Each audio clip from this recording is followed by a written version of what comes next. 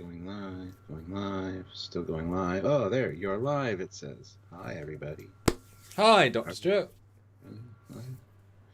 Yeah, so we changed the topic, guys. We had it advertised for what we're going to do. Favorite Trek or Canon references in episode 5 of Lower Decks. Which there are lots of, by the way. Yes, and happy Star Trek Day, everybody. Hey! Because it's Star Trek Day, they released a trailer for Season 3 of Discovery, which we thought, well, let's talk about it. So here we are. We knew that the amount of people saying, why didn't you do this, if we had done the other thing, would have been more than people saying, why are you doing it, if that makes sense. So, yes, I mean, you can't get more breaking news than an hour ago. And actually, ironically, the same happened with Discovery Season 2 trailer with the D7. We didn't do as many lives then. We didn't need to.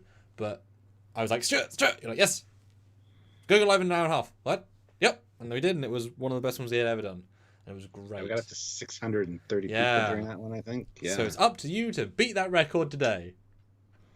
Well, with 67 people here already, that's awesome. 35 likes. Guys, the likes can be a little bit better. Let's hit that like button. Let's get those likes up. Let's do it. And as you can see, we've brought out of retirement the L cards for Discovery. I honestly completely forgotten what it looked like. Pretty damn detailed. We're much smaller in it, and there's a lot of lovely stuff there. So thanks to Tim again for doing that. Obviously, a year ago. Yeah, it was good. Yeah. Good to Very see. nice. But our signal strength according to this is only like sort of about a third to a half. So only with your likes and super chats can we up our signal strength according to this L-Cars. Yep. Well, 82 people here now, 85 now, so it's already people are coming in, which is great. So 51 likes. Everybody hit like when you get here. We do have a super chat, which was a remnant from the old stream, but that's okay. It's Aussie, so it's fine. Yes. Puts in $10, which is awesome. Thank you very much, Aussie.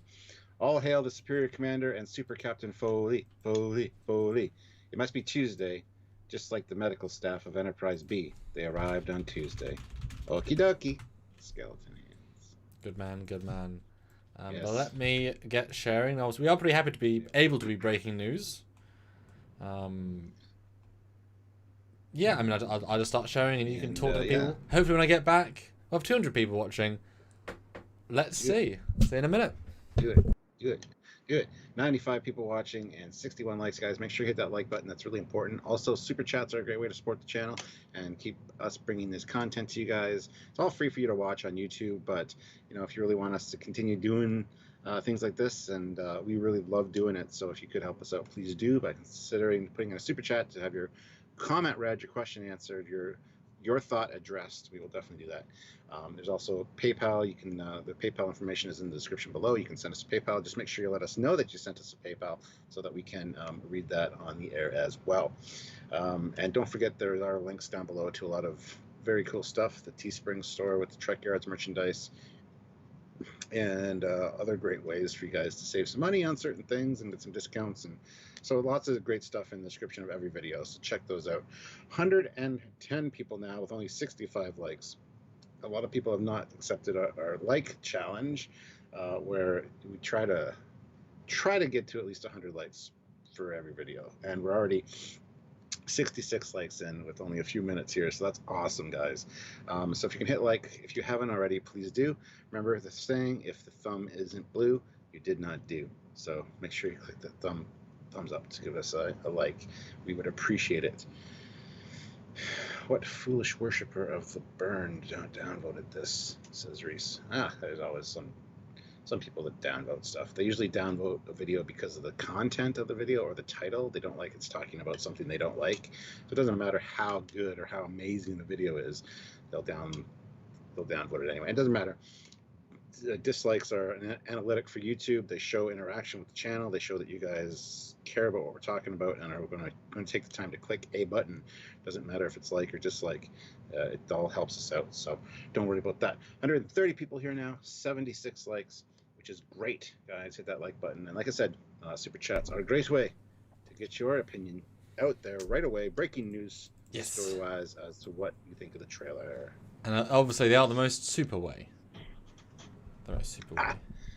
Yes. So this was a nice sort of surprise, or not surprise. And I someone asked me, "Am I excited about today?" And I was like, No, not particularly, because there's just panels. Like, there's nothing I specifically. didn't even know about the panels till literally 10 minutes before you messaged me saying there was a trailer. I was like, Yeah.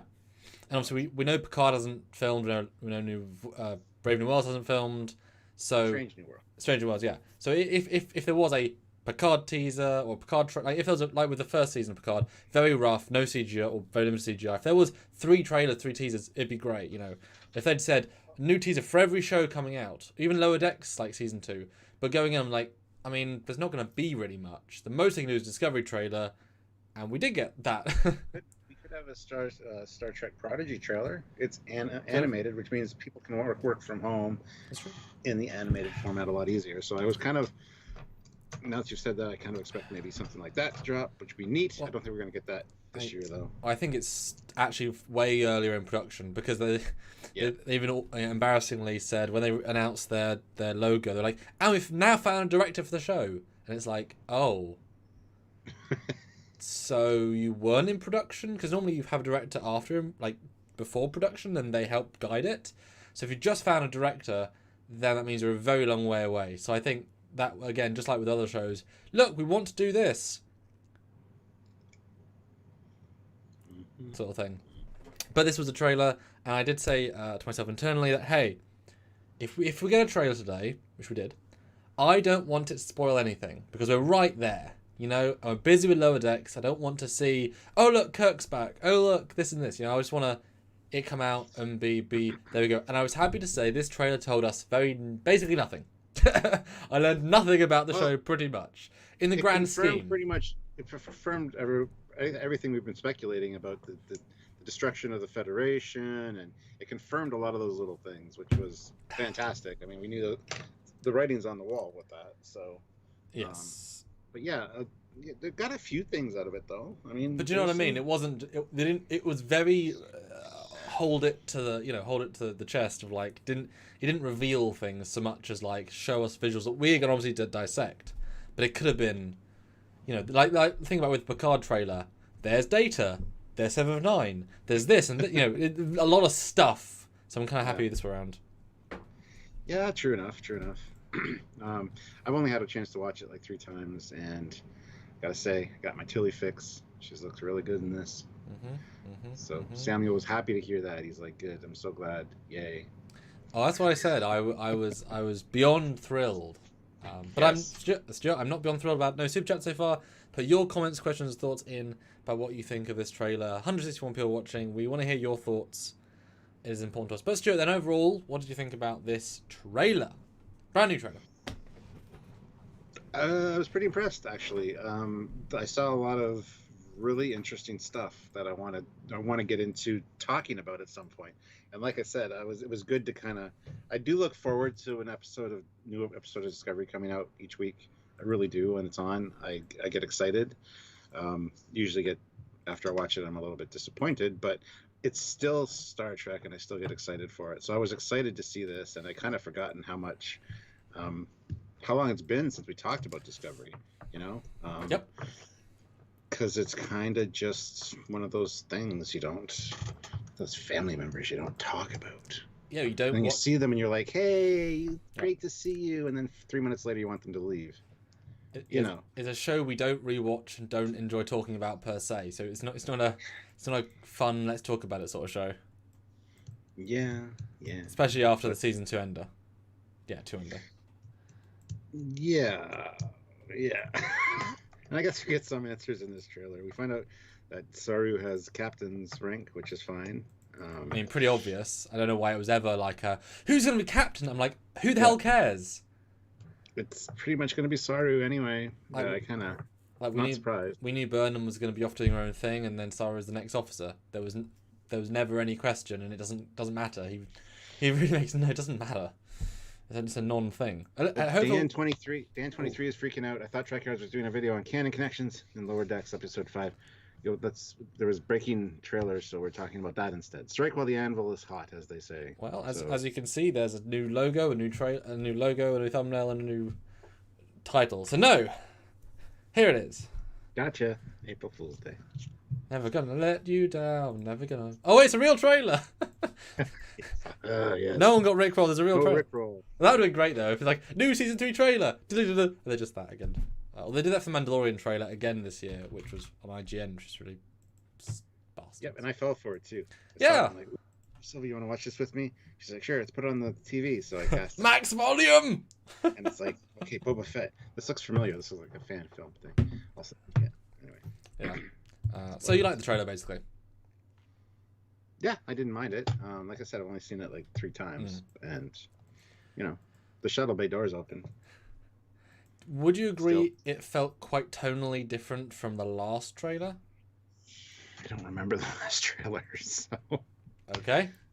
Well, take my word from it. It feels very different tonally. I think they've either worked out what they're doing more this season. Because if you recall, last time they were still editing them and CGIing before they came out. I doubt it's still being made because they had such a long time to make it. Yeah.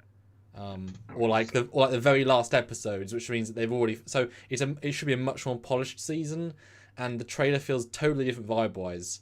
If you recall, last year, I don't know when the last trailer was, we had the Indian guy who we think is a hologram or a replicant. He was welcoming to the Federation. We got to see her go through time in different outfits. We saw the 2 factions that we managed to break down. One was, Starfleet gone, or Federation gone bad. Starfleet is the rogues. That stuff. That sort of stuff we worked out. But it was more about Burnham for sure. This is a lot less about Burnham. And a lot of the same visuals, and yet a lot of new visuals. Although a lot of just inside the ship visuals. So I'm wondering if they kind of went for a cheaper thing, like with kind of make half the stuff a bottle show. If they crashed 5 episodes, then half the episode of every episode is inside the ship, which then saves a lot of budget. So I'm wondering if that's going to be the case, which I'm fine with, if potentially. Probably, yeah. And I gotta say, there's something in this trailer I took very personally. Very personally. It was a jab at Trekyards, guys, and as Trekyardians, you should be pissed, because they say, Student, I'm pissed. You should be. Don't know if you get the reference. They say the Federation isn't just about ships. It's the people. Scandalous. What the hell? Ships. We all care about the ships. And their characters. No one gives a shit about the people. And the ships are characters if you do them right. Not that Discovery know about that. That being said, there's a nice debris field with some ships and some. It's like a bridge, and there's even a thing at some point that looks like a futuristic version of like Earth's space dock. I don't know if you noticed that. Oh yeah. Kind of got that shape, and it's 930 years in the future, so who knows, man? Who knows? Although if the Federation say been destroyed for like 500 or 100 years, and obviously it's not necessarily 100 years of advancement, but yeah. So my thoughts generally on this trailer were, I walked away from it thinking basically nothing at all. It feels incredibly generic. Yeah. I mean, when you take Star Trek out of the Star Trek universe, and nothing you see apart from obviously an Andorian, and obviously Discovery uniforms don't like Star Trek particularly. The ship doesn't particularly like. You know what I mean? In the technical sense, all I left with thinking, okay, it even more felt like Andromeda. Because and a lot of people are in these grey robes or black robes, and it just, I mean, it's interesting, but I mean, talk about the comparison factor of, we watched Lower Decks and it feels like Trek, and they're in the Trek universe, and then watch this, it does not at all feel like Trek, it doesn't look like Trek. I mean, talk about the alternate universe vibe in this trailer. Is like, of course it's an alternate universe. I mean, they've got holograms, they've got all this weird spacesuit stuff. I mean, this is clearly the alternate universe. Like, I mean, the Discovery looks more advanced than Cerritos, and it's several hundred years earlier. Etc. etc. So I definitely walked away from this thinking, wow, the contrast between Lower Decks and this, but also nothing in it made me interested particularly, but then again it didn't give me anything, which I was kind of happy for. It just looked like a lot of generic people walking around sets and people in the Discovery and characters talking, but I don't mean like, it was very odd. Like, there was no characters like talking are an important part of a story. Hopefully they have a story this time. Yeah, but there was no like, here is the baddie ship, and these are things that you could have called as being stupid. Like if they'd revealed like the baddie ship of the anti-Federation was the size of a Death Star, we would complain about its size, but it'd be something to gravitate towards. Like the first trailer, it gravitated a lot towards the idea of the two sides of the Federation, etc. So there's a lot of stuff there. This one, it just felt I don't know what it felt like. It just didn't feel like anything. I don't know if that was just me. I was intrigued, but the one standout for me in this was the Discovery crashing into the planet.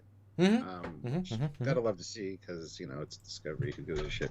But it's firing its phasers and kind of breaking up the ice to give a softer. I like that. That's a great idea. Yep. And it was cool. Very reminiscent to seeing the Voyager crash the same way into the ice and snow. So, but and also, seeing them shoot and fire was really nice. And also blue phasers. Pretty sure Discovery fired red phasers in every other version. And we remember we were like the Enterprise. They fire blue phasers. What if they're only red in space? In an atmosphere, once they contact with oxygen, they're blue. It's basically they're retconning them, or they're mining phases. But yeah, it crashed, looked really cool. I mean, talk about. Well, again, it feels a lot like Andromeda season 5, where it's a spaceship show about the reassignment of their Federation. The entire last season is them stuck on a planet without any sort of scale. You get the sense this is going to be very much of we're stuck on a planet. Like, I don't know if we're even going to see Discovery fly in the season at all. Which, I mean, we saw it do a little bit of Spore Drive, and this might be a red herring to the end of the season. I think we'll see it fly again. I think it'll be taking off fairly quickly. I think there'll probably be about 4 episodes with it crash on a planet, and I think they'll be the first 4. And then they'll probably get it up and running. You think they're going to ground the show in reality? Yeah. I can see the spore jumping from the ground to space. Well, the ship has to spin, so I don't know how that would work. Break everything off, and then anyway. Yeah. No. The scene of it crash there with all the debris around it looks really cool.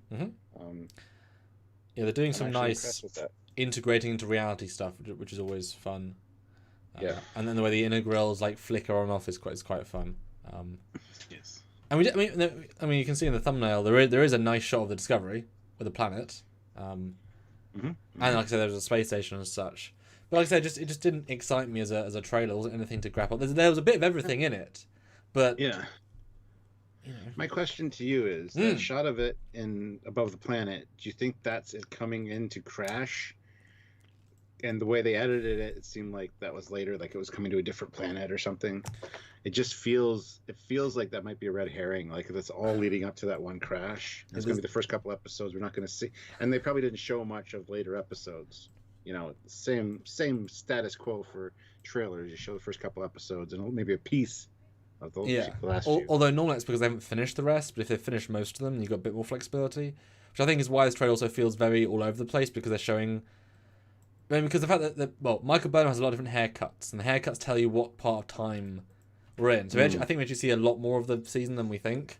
But yeah, I wouldn't be surprised if this is crashing. And I wouldn't be surprised if they homage the Voyager crash, because already I'm getting Voyager vibes with it going down just from a different angle. Yeah. Which I'm fine with. Cool. Yeah. Use homage. That's okay. Voyager did it incredible. Can you do it better? I don't know. But there's always some good time indicators of when, where, and how. But shall I actually go through it scene by scene, shot by shot? Sure, let's do that. Although, guys, we haven't received a single super chat from 250 people. That is surprising, I'll be honest. And only 123 likes. Gosh. Super chat and if you can, guys. We'd love to read your comments and hear what you guys think about this live. If anything stuck out to you, if you have any theories, speculations. Yeah. About the crash, how long it's going to be on the planet. Rely on those super chats to live, so, do. But yes, we start off with a last time on, and the shuttle bay is still open. We still never got answered why it was open. We got a PayPal at least. Somebody sent a PayPal. Let me check that out. Well, there we go. But yes, they never closed the shuttle bay door. It's daft. It's annoying, yeah. They don't care. They just don't care. It's weird. So Robert Hayes sent a $5 PayPal. So thank you. Very kind. The long night has come. The Federation, the greatest civilization in history, has fallen. Now one ship, one crew have vowed to drive back the night and rekindle the light of civilization. On the Starship Discovery, hope lives again. And yes, that was the Andromeda title sequence. Yeah, that's exactly what it was. Yeah. Hold on a sec. I'm going to meet you. One sec. Oh. You can keep talking. Hold on. Okay. There's a lot of potential even with that premise, especially if you can. Yeah, there's a lot of. It's not a bad premise. It was Gene's idea, but we'll see how it's done. But yes, Discovery going into the vortex, and then I was happy to see the first interesting shot was the first new shot. with the you know how she comes out of the portal, and obviously we still don't buy why they had to go in back in time or forward in time. Completely illogical. Doesn't work in terms of the script. Doesn't work in terms of the story. Doesn't make any sense. They've not even addressed why it doesn't make sense. Ugh. So let's get past the nonsensical go into the future. This was cool though. Clearly, the remains of a Starfleet something on a planet. I mean, I don't know if she's traveled in space. I doubt I don't know why she's traveling in space. She should just be in time. But there's no planet there, so she traveled time and space. Unless it's obviously a separate jump.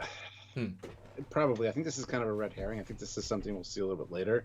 I don't think she's going to jump out into this wreckage. It's not like it'd be cool though. Kelvin movie. It would be, but and if she has to dodge, and then that's why she crashes, and same with the ship. But I don't think so. I think this way this is edited is just to be a clever little, you know. So calling that right now. I think this debris field's going to be later. Because we know she crashes into the ground, but we know that the actual jump process of the Dread Angel suit just works. There's no downsides, so it would make sense why she would have to crash into the planet is if she phased, time streamed into a crash wreckage, couldn't avoid it, hit some stuff, got damaged, and then crashed. So I think actually it would make more sense. And then she knows the first thing she felt was, oh no, and you can instantly tell it's a Starfleet ship, so she could tell that as well. So I kind of like the idea that she cruises straight into a rocket. I mean, talk about cold open into a traumatic situation. In terms of this, what do you think of the saucer? Oh, hold on. Tom Casey, $5. Hey. I thought the trailer was interesting. Honestly, I have to wait and see, but so far, okay. Yes. What do I think of the saucer? Yeah, I mean, it's clearly a Federation ship. It's clearly Kelvin inspired too. I just get that feeling that it looks like one of the Kelvinverse ships. Well, I mean, the look at the impulse drive section is the thing on the right. The way it's got those little grates look like looks like impulse engines. Yeah, it kind of gives me Vengeance vibes because they love the negative space. Why? I mean, I guess it's an aesthetic that they have is negative space, but it's so impractical and wasteful. Yeah. Prince Acanius, $5. Thank you. I want to know who the remaining members of the Federation are. Well, there's even one line here that I really like. You know, we're not really sure who's still around, but just the thought of the Federation is kind of keeping us together. I forget the exact quote, but that was kind of interesting. That it's kind of like a rumor now, like a legend almost. Well, there's lots of different things in this that are interesting that don't even necessarily lead to that. It's interesting, but then it could be where they are in the show. And Jill says our faces are too tiny. Jill, it's the same L cards as we used for all of Discovery, so I know we're not used to that anymore. She said tiny. When I read that the first time, I'm like, your faces are too shiny, Trekyards. I'm like, what? So I just kind of like, sorry, my dyslexia kicked in. Yeah.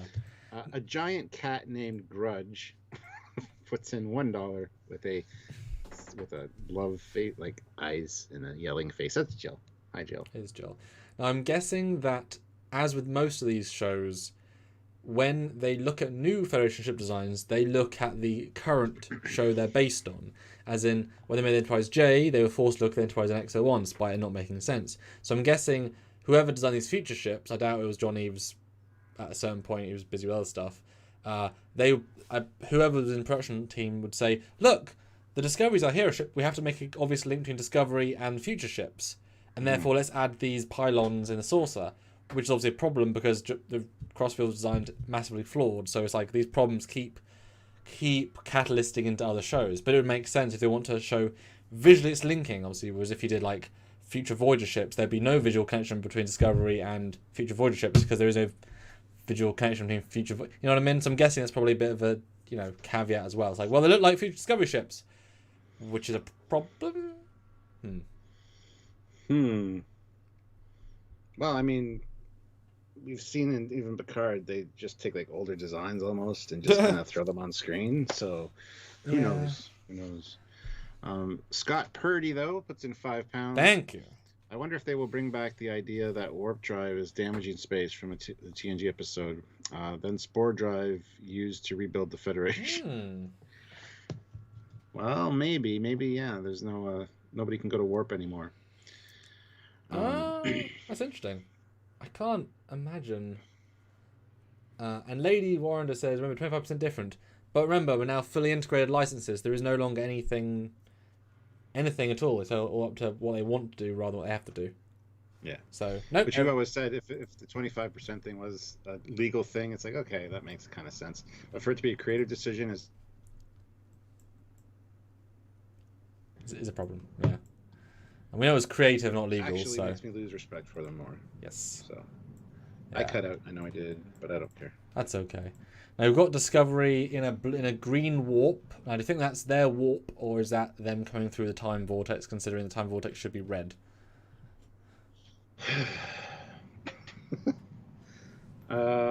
That's probably not the time vortex. Again, I think this is edited together to appear like, right after the last episode. This is what happens.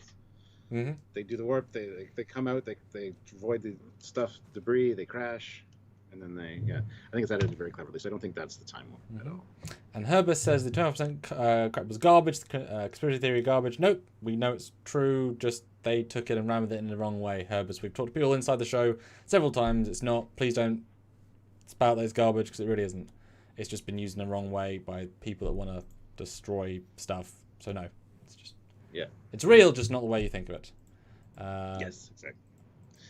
But yes, then we get the phaser ice sequence. Is it meant to be ice? Do you think, or just gravel? I think it's gravel. Yeah. Totally. Ouch. And actually, even with the ship crash, it appears to be in rock, not necessarily on ice. But the one angle of it coming in looks like ice. Mm-hmm. So 2 different crashes, maybe. It's very unlucky. I wouldn't be surprised. Maybe they try to take off and actually crash again. Well, no. It looks like there is ice. There's just the ice is on the floor layer, and there's rock above it, and obviously they've just moved the ice bit. Yeah. Although it's weird now when it comes in, you realize again how silly they were to ignore Trek canon, because look, every single glowy is blue. It's like they shouldn't all be blue, guys. Come on. I could have sworn one of the front glowies was red at some point, wasn't? I mean, I really haven't watched Discovery in a while, but were they all blue? They were all blue. Ugh. Just looks, Just make them red, guys. Yeah. Now then we get, it is her falling, but without the Red Angel suit on. So yeah, I do think this is the initial. There's also this weird thing on the right that kind of zooms in camera, and it's got visible glows. It's got a red and blue implying Bassage. And the way it kind of flies, it almost looks like Discovery, but I don't think it is, because you can kind of see in a cell, but I think it's just I don't know. It's a something. There's some glows. It's very, very, very, very hard to see. It's a lot of debris too. It makes me think that either this was a huge battle that had happened at some point, or like we see later, there's a shot that looks very much like the bottom of a futuristic kind of design for Earth space dock or a space station. Mm-hmm. So I don't know what the blue and red glows are. They don't look like a nacelle to me, but there's a little bit of. It's such a quick bad frame rate thing. There's like a little shadow on the. Yeah, it's like a shadow on that thing, but yeah, it's yeah.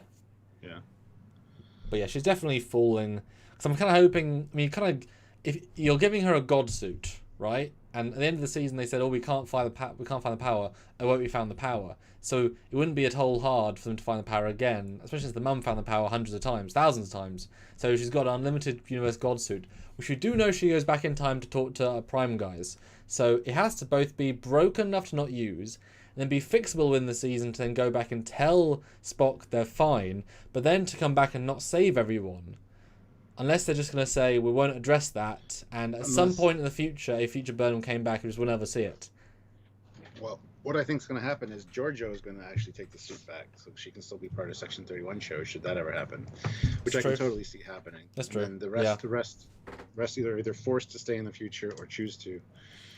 Yeah. Again, you got to remember the events of Calypso, where the ship is told to wait, they'll come back, and then 1,000 years later, the ship is still sitting there. So how is that going to work in? Are they going to forget about that? Which wouldn't surprise me. I mean, it was different writers, and it was meant to be a short. They hadn't invented the season 2 arc yet. No, but it's the weirdest anomaly then that it's a thing, Well, it's kind of like to have it worked in. I mean, it's kind of like the Temporal Cold War and Relativity. They're not going to mention either of them in the show, even though they should be massively important into the canon of... Like with Lower Decks, they would actually talk about things that are important, as opposed to ignoring them. Like they should talk about how the Temple Cold War destroyed this and this, or the Time Cops once were a great force, blah, blah, blah. There should be massive references to the Time guys that, because you would think relativity would stop this future from happening, because guess what? They're out of time anyway. They're not, like, because the people in relativity obviously had to go off work at one point, but also they would sense the future being destroyed. Like, once you have time travel and time ships that can change time, you shouldn't have a collapse of the Federation. That's why this isn't the Prime Universe. That's the only explanation I have for it. I mean, we know it's not the future, because guess what? The way they go forward, it can't happen because of, yeah. I forget why it can't be the actual future timeline. But it's something like the events of this can't lead up to like Endgame and stuff, and therefore you can't have this be the one. Yeah. Oh, that's why, because time's always changing, and so if they go into the future now, but things like Endgame haven't happened yet to change the timeline. So they go into the future of now, but all things happen that change things. Yeah. So for that to all happen, this can't be the future. There isn't the future. There's only the future of when you go, and so this isn't the future. Otherwise, those things can't happen. They don't care about that. That's why it should definitely be an alternate universe, and that'd be more interesting anyway. It's a future. Yeah. Terrador, though, puts in £10. Yeah. The lack of consistent visual canon in live modern Trek puts me off. I'm not sure there's any point in hoping for this to change. Lots of hubris from the showrunners, Lower Decks, all the way. Yes. Perfectly said, too.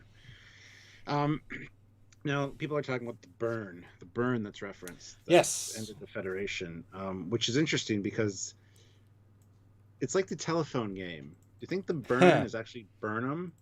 And over time, it's just got manipulated to just be the burn, like shortened. Not just that, but her suit is burning. Yeah, and somebody even mentioned in the chat there, where is it? Maybe the burn has something to do with the synths, like attack on the universe. Yep. The thing, like that'd be cool. I can see the burn being a reference to that as well. So that'd be, yeah. I mean, harsh as all hell, but obviously then it tells us that that's the problem making Picard as well. If this is the future and the synths did destroy the universe, then Picard season 2 doesn't matter. Well, it doesn't though. Well, you know what I mean though. Like, hopefully there'll be a point in the season where they'll say this is one possible future, and therefore they can change it to make... Because the thing is, if they're in this future, they can still make that time better. If they know they're never going to go back, might as well make that present better, because that's the present they're living in. Or go back, and it'll be a different future. The past will always be where you left it, but the future is malleable, as we've seen. Again, Endgame, she changed which was the future. So this obviously is changeable, and obviously will be changed. And wasn't it a case where in Discovery they said we can't change the future, and then the first trailer for Picard says we can change the future? It's a whole weird thing about that. They didn't even care about their own marketing. But I like that, being Burnham. But that would also make Burnham the most important person in the universe. Should also be also the Destructor, the Destroyer. a different Destroyer, yeah. I mean, this was written and filmed before Picard. And obviously not necessarily finished before, but it was... Yeah. But that is weird, and I think we'll get there in a minute. We're not that far off away from that. A giant cat named Grudge puts in $2. The panel showed Book's giant cat Grudge. LOL. Yeah. Okay. And Eugene, 250 rubles. Hey. Cool. Another galaxy-wide apocalypse. Third time's the charm. We don't know it's galaxy-wide. I think it's quadrant-wide at least, because it destroys the Federation. So maybe, I don't know if it's encompassing the whole galaxy, but. Well, I mean, the quadrant. I mean, if the Federation goes kaplooey, that's going to affect how Romulans and Klingons affect the galaxy. And if the Federation are long since myth, and yet there's no Klingon symbols everywhere, it's safe to say there's no massive Klingon empires to destroy everything. Like, they're rewriting the book, and it'll be interesting to see where the book ends up being. Because there's a lot to do, you know? Yeah. The STEM support, $13.99 Canadian. Beautiful. The Burning, just happened to watch Babylon 5 season 4 finale, a historical look back, and humanity fell to the great burn as well. Shared universe? Yeah. Just kidding. Yeah, that's fun. That's fun. And then Fleetpaw, $2. How does Discovery survive a crash into a planet? Because Voyager did. Well, and the Enterprise D did. I mean, the windows broke, but that was it. I mean, obviously it couldn't fly. The transparent aluminum broke, you mean? Thank you. Which wouldn't happen like that, but anyway. I mean, you've got inertial dampeners, and it's made out of space material. I'm not. I mean. Yeah, I have no issues with it personally. Yeah.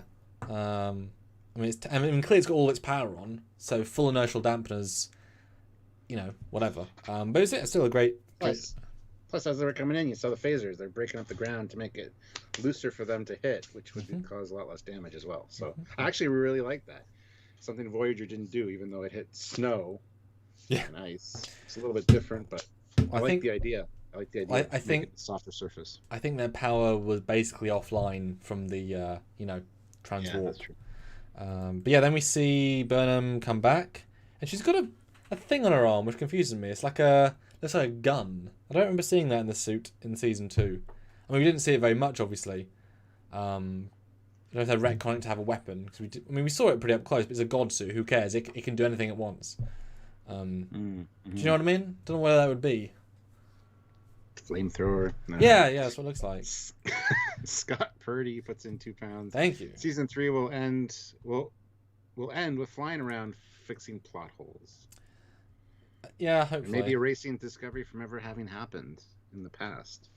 And that's why the Prime universe can exist the way it's supposed to.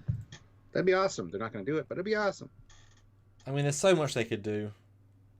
Or if they'd said, wouldn't it be great if, like, Culber, who sees the multiverse, says at the end of season 3, once the universe is, once they've realised what's happening, he's like, oh no, the first time I ever, as soon as I started playing my mycelials, the universe, I shifted into an alternate universe because of my mycelial connects everything. So I've been living in this alternate universe the entire time.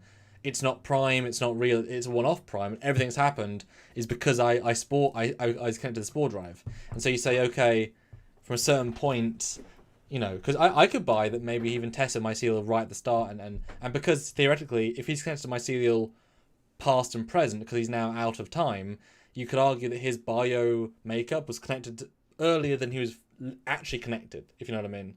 Like, he was always connected once he was once connected, and so as soon as he was born, he was an alternate universe, and he's the catalyst to everything. He's the one that moved the universes. Yeah, simple, and it wouldn't disqualify anything. Just like, it's an alternate universe, boom, and it's an alternate future, and they can just have fun.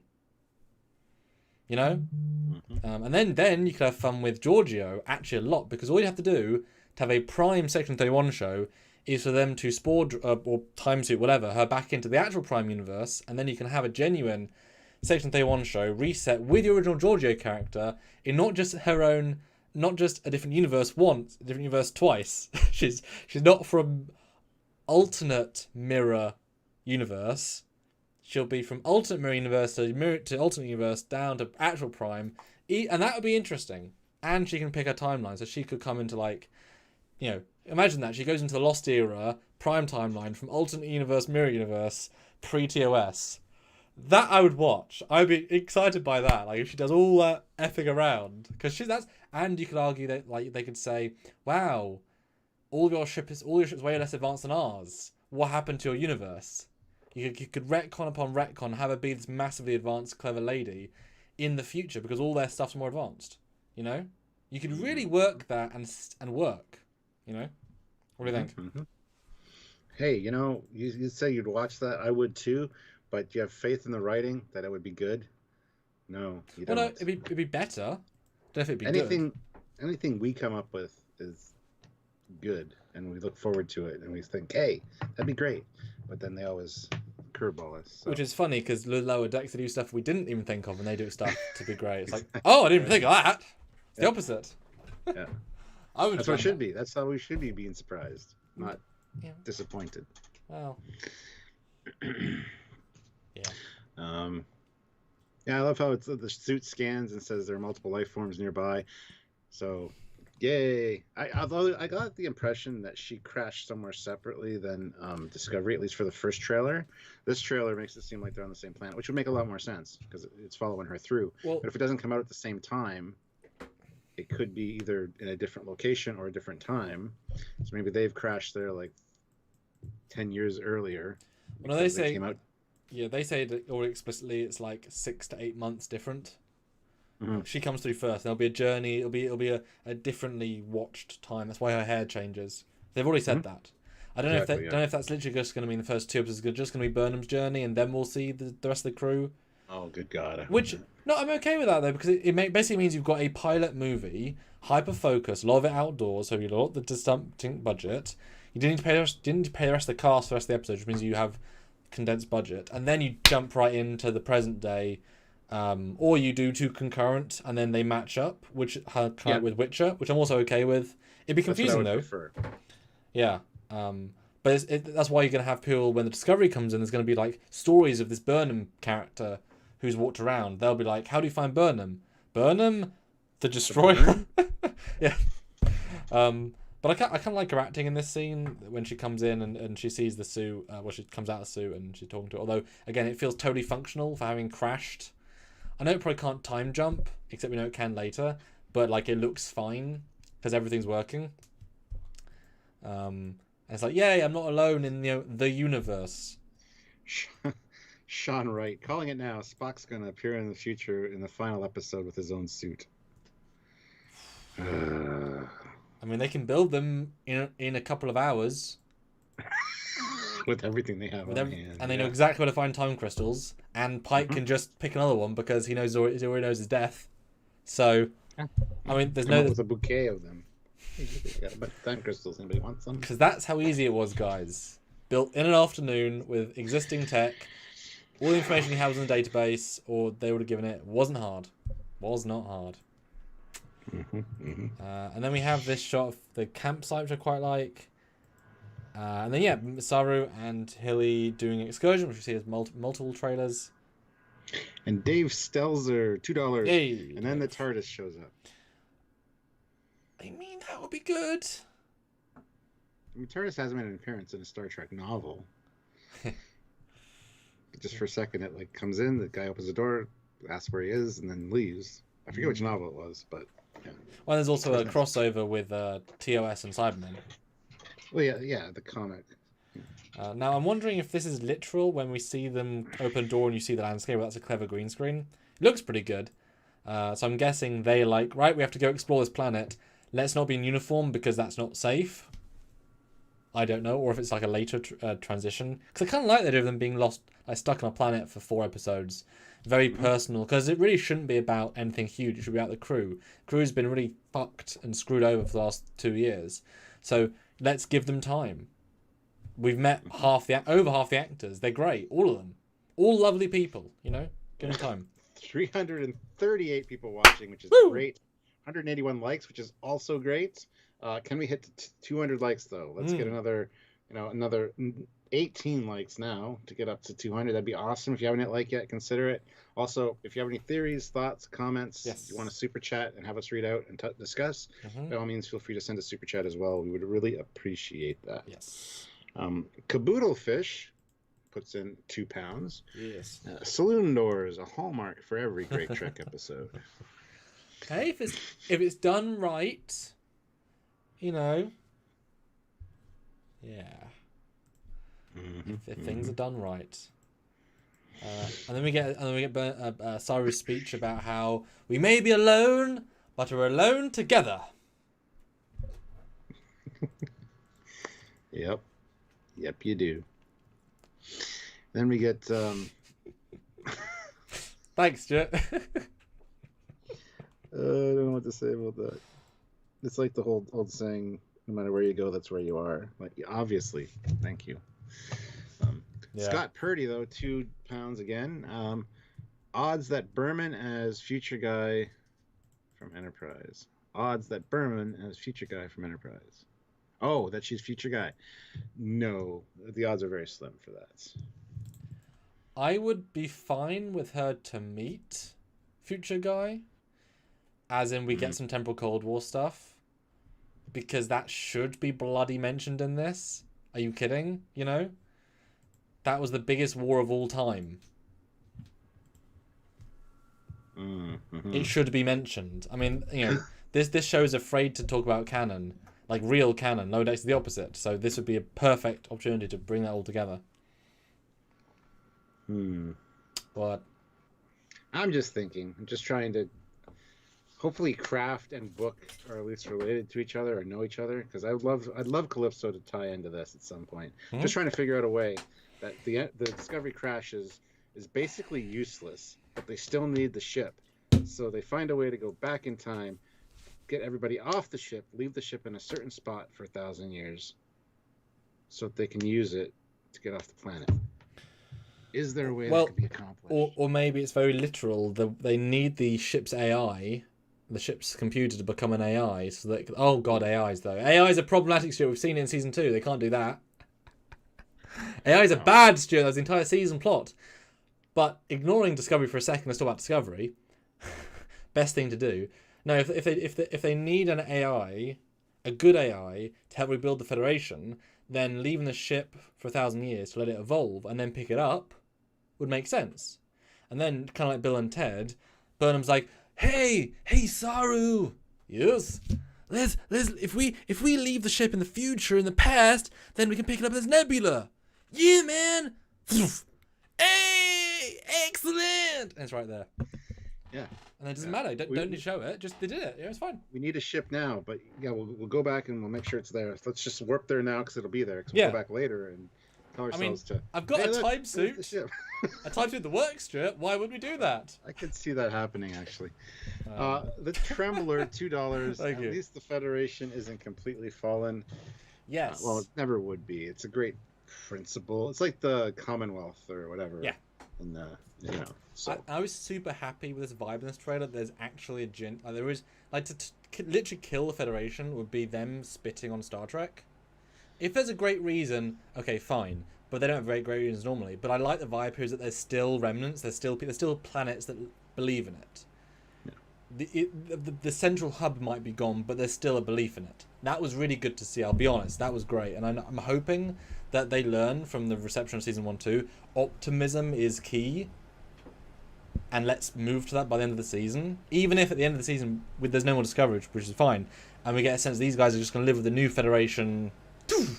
We brought it back. Awesome. Good job. You know. Mm-hmm. John Harrison, £5. John Harrison.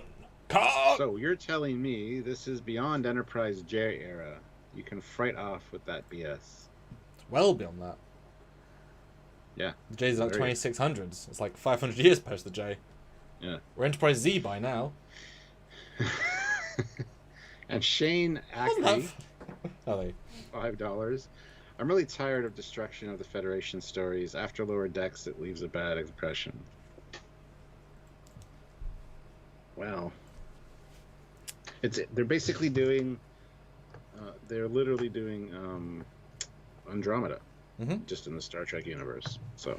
The sad thing is, I would be absolutely fine for what we pitched originally, as in what we take from the trailer. There's two factions. There's the Federation that went bad because of Bad Apple. Basically, I guess another Trump allegory, but it would be more interesting that way. And Starfleet, which kept the trueness, the true spirit, or the other way around. I think it'd be the other way around. I think Starfleet would go wrong and militaristic. Yes, and destroy the Federation. Yeah, absolutely. But if they went into the future and everything's still full Starfleet, and not the sense of post-apocalypse, and it's just the future, that'd be fine. Or Temporal Cold War, same thing. Post-Temporal Cold War, these things happened, etc. So going post-apocalypse is, yes, a bit tiresome already, but we've already seen some indications it's not as bad as we think. You know, obviously, as soon as they in, you're going to see there's a lack of something. So we have to build into that. And I'm sure as we go, we'll see more and more technology. So yeah, I'm intrigued. Again, I was given more hope by the tone in this trailer than the last trailer. Mm-hmm. It looked more three-dimensional storytelling in this trailer than the last one. The last one had more intriguing notes to it. Yeah, absolutely. Definitely had a different feel. Now that you've said that, because now I'm remembering what the other ones were like. Yeah. And this is when they talk about the burn. Was it burn? Yes. What do you think the burn was? Because that is the interesting thing. That's the interesting thing. Oh, and to double down, Burkos says the galaxy took a hard left. Yeah. Now, is that talk about politics in an abstract sense? Could be. Because that feels a bit obvious. Took a hard left. What do you think the burn? Like, what did you think when they said it? Like, what was your first gut reaction to what you thought that could mean? Because that is the interesting thing. The first gut reaction was, did I hear that right? Because that's fucking stupid. And I went and listened again, and yes, that's what they said. Now, it's like this. What comes to my mind after that initial that stupid thought, was it's much like a scorched earth policy. Maybe aliens came through and just annihilated everything, and just burned everything, literally and figuratively, maybe, and just didn't leave anything. There's a few scattered survivors, and that's kind of the vibe that I got from it. But, like I said, initial thought was, what did they really call it? The burn. Boy, short for Burnham. That was my thought. That's pretty. I mean, that's pretty fun. But I love, and I think your idea about it being hearsay, about being just, especially if they haven't got technology, then this disinformation is easy. So I can imagine, if there are 2 generations past the collapse of the Federation, and think about it, if also space travel isn't really a thing anymore, if planets are now just self-contained, then if you grew up on a planet which is on the outskirts of the Federation, ex-Federation, which don't have technology anymore, then you can't trust what you say. I think that'd be a great twist, is that she crashes somewhere that's unimportant, she meets this person that's unimportant, and they find, oh no, there's a lot going on, oh no, a lot's going on. And the burn was a part of a bigger thing. Or like halfway through a war, they never heard the end of. The burn was the counterattack by the enemy. Oh, the Federation won 50 years ago, but it went rogue during that. Or it went full, catalyst explosion, mass genocide, Or maybe the burn was, maybe Earth burned, or Mars burned, or the moon burned, and the Federation went literal genocide. Whoever's in charge said, no, we have to literally, like with the Borg, we won't genocide them. Maybe this guy said, we will genocide them. And once they did, that person in charge wouldn't give up power.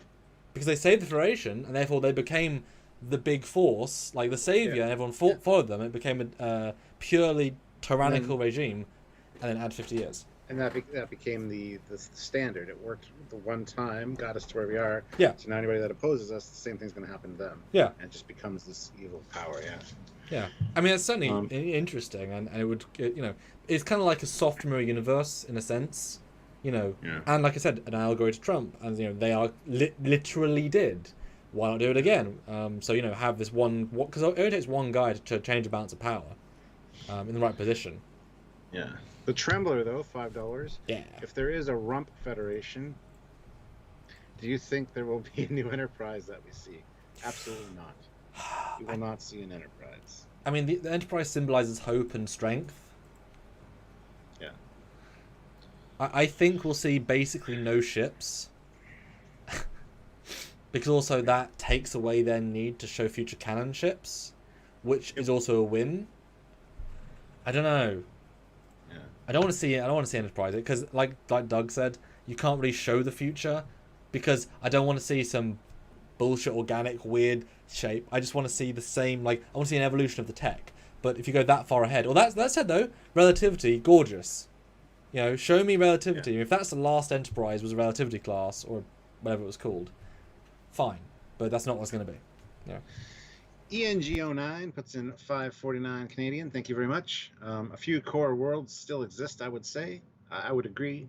Whether they're viable world, there'd probably be, like I said, scorched. A few survivors on each. But yeah. Ricky Bobby 7676. Welcome to the rank of captain. He has joined the channel. God, rank me after 5 seconds. Boy, that promotion. That's amazing. Good to see you. Thank you. And it's a new name, so welcome. Hope you're enjoying your time here. Yeah, I'm pleased to enjoy our content. Thank you. And Ensign Ricky throws in $10. From Captain to Ensign. Both amazing. I may have already caught a continuity error. The guy talking to Saru looks half Kelpian human and says he believed he was out there, but that was all erased from Federation history. How did he know? Rumors always remain when things are erased. And again, I don't think he's talking about the Discovery and Saru. I think he's talking about the Federation as a force. That's what he was referring to when he said that there's rumors that you're out there. It's very important the Discoveries are nobody in this era. If they're celebrities, that would be absolutely pathetic. Yes. My God. Maybe Spore Drive tech, in the context of other people developed it later on. But no, it'd be awful. But we do have this shot, though, when they talk about the burn, you've got this oil plant, which, I'm not often one to reuse factories because Jay did it so appallingly. But we see an Andorian, you get a bit of scope. I like the idea that these planets are far less advanced anymore. And we know we've seen inside it later on, and this is clearly let's say the Federation are the good guys, Starfleet are the bad guys. There we go. These are the Federation remnants, and those Starfleet attacks them. This is that one of those places. But some interesting visuals, and we do see uniforms sort of, and we see some very real quick screen caps of just an interior, a nice interior.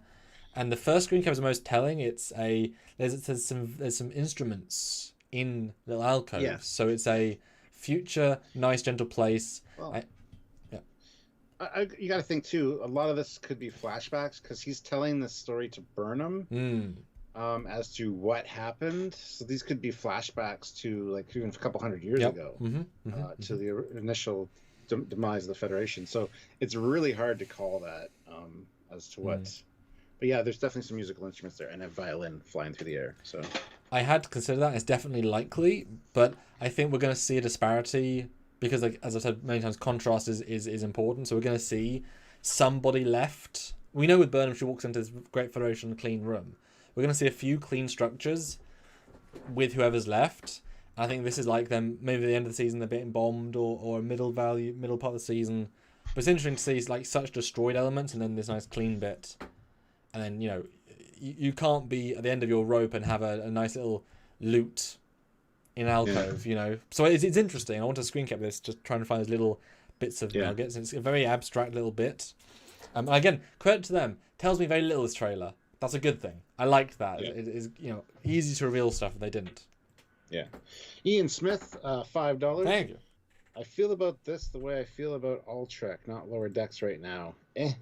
Totally agree with the Andromeda comparison. Oh, easily. And John Harrison, another £2. Thank you very much, John. It was the Magog for Scorched Earth Theory cap. What's Magog? Magog are the primary season 1 and 2 aliens in Andromeda. Yeah. It's good. I like it. Yeah. It's a good reference.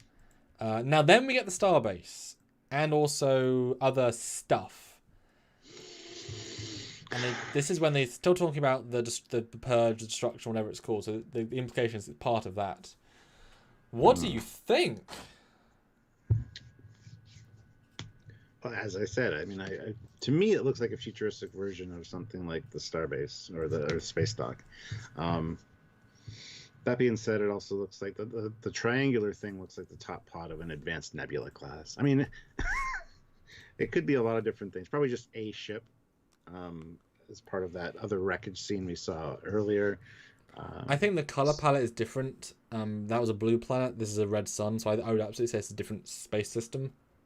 Because you tend to link color palettes. Or it could be that it's a camera pan and it see the sun of the solar system and it keeps panning around. And you see more debris and then in. Then Burnham thumbs in. Yeah. Oh, perfect. I mean, hey, if it's an important planet, I doubt it's Earth, and I'd be kind of scared if it was Earth. It's like, wow, you literally killed Earth. It's like in Doctor Who when they showed Earth got destroyed by climate change, and we're like, excuse me, there's literally 1,000 Doctor Who episodes where we see Earth in the future, and one where we see it get destroyed and it's still fine, and there are people holidaying on top of it. Bullshit. You done fucked, Chibnall. Everything you do is shitty. That's the worst. That's one of the worst 5 reviewed episodes in all of Doctor Who, and I think Chibnall has 3 of the worst 10 episodes reviewed in Doctor Who history. Chibnall has 3 of them. That's pretty bad. But yeah, I think it's a great looking Starbase design. Because it's such a like, if you put them side by side, you can say, oh yeah, there's a very vague similarity. Yeah. Which is kind of all you need. And because of this, I don't really necessarily see windows, which tells me it's a big scale. It's so big and strong a starbase, which means it hasn't been destroyed drastically. It's just been destroyed enough. So I like that. So if this was the new Earth, if this was a starbase, I'd be actually all for that. Weirdly enough. Yeah. Me too. Fleet Pass Swiftback $5. Oh snap! We passed 200 and 225. Ooh. Get us to 250. Hashtag make Fleet Pod pay. We have 370 Woo! people here. We have 238 likes. We can easily hit 250, guys. We can hit 300 actually. So I challenge you all to hit that like button and just help us out. Let's make a game out of it. Let's see if we can hit 280. Nice middle ground between 250 and 300. Let's do it. Brilliant. Thank you. Matt Paulson throws in $20, which is amazing. Thank you. Kicking ass. Thank you. Usually watch these streams after the fact. Happy to be able to join in person for once. Keep up the good work. Well, thank you very much, Matt. Glad you could make it. And thank you for watching them after the fact. That also really helps us out. So, and we hope you enjoy all the content. And you've certainly come in with a strong hello. Yes. Hell of a strong hello. Thank you. It's better than a Vulcan hello. I was gonna go there as well. Don't know how I was gonna go there, but I was. Well done. Vash Rain puts in $5. The burn, as in Bernie Sanders trying to get Medicare for all of the Federation. Oh, dear God. Yeah. Sure. Yeah. Okay. Makes sense. Yeah. But yeah, this is the best shot, I think. It's interesting. Then we get Burnham back on Discovery in Discovery uniform, which is really weird. I know we know she does meet the crew, but this is like this is the second half of the season, or if they're doing things disconcurrently, because now she's like full long hair, and yet she's still in uniform. I don't know why she'd want to go back into uniform after everything that's changed. Well, yeah, I mean, there's some weirdness that happens here because she's got the delta on, and then eventually the delta becomes an oval. Like, it's got the delta at the top, but then it's got another symbol on the bottom, like they've merged with this other faction to create something new, or at least not invoke the Federation, because we saw in the other trailer, so you believe in ghosts, that symbol on your chest. So maybe they alter it to do that, but I don't like I don't like it at all. The new symbol, the new delta. I'm glad they're stepping away from it because it's Discovery and they shouldn't have it in the first place, but that's another thing. But I'm not sure. I think they merge with this other faction to use this, and it'll probably be mid-season or near the end of the season when that happens, I would hope. But we'll have to see. And I don't know. I don't like it. Yeah, no, exactly. I mean, I like, and we'll get. There's a great little bit in a couple of, because we're going through this. Okay, Lower Decks, the trailer. Because everything's an animated comic, animated thing. Everything you can see, everything's in it. This has a lot of visuals. I mean, for what's in it, as so, we're an hour and a bit in, and we're only halfway through because there's so many little. And I took one frame from each view. They packed a lot in. Great for them. And I'm kind of all for the com badge. We'll get into that later. But I'm thoroughly intrigued how Burnham's going to be. Like, we know she's going to be different. And this is obviously, there's no longer a Starfleet to belong to in the sense of they don't have to report to Starfleet that next day. So how is their discipline going to be? And I can imagine, but Saru was going to be like, yes, we'll stay together as a family, a la Voyager. And Burnham will be like, yo, bitch, I've been out my own for 6 months. Are you kidding? I'll wear the uniform, but I'm not your, because obviously she's going to be much more, so even more acting. Because Sneaker Martin Green is far more fun as a person. I've met her, and she's smiles brights up her face, and Burnham's an awful character in almost every way. So to have her be pulled away from how Burnham is going to be great, because she can act better and more. So I'm kind of excited for that, actually, how they can make her more interesting by not being what she was written as. Kind of like Saru. Mm-hmm.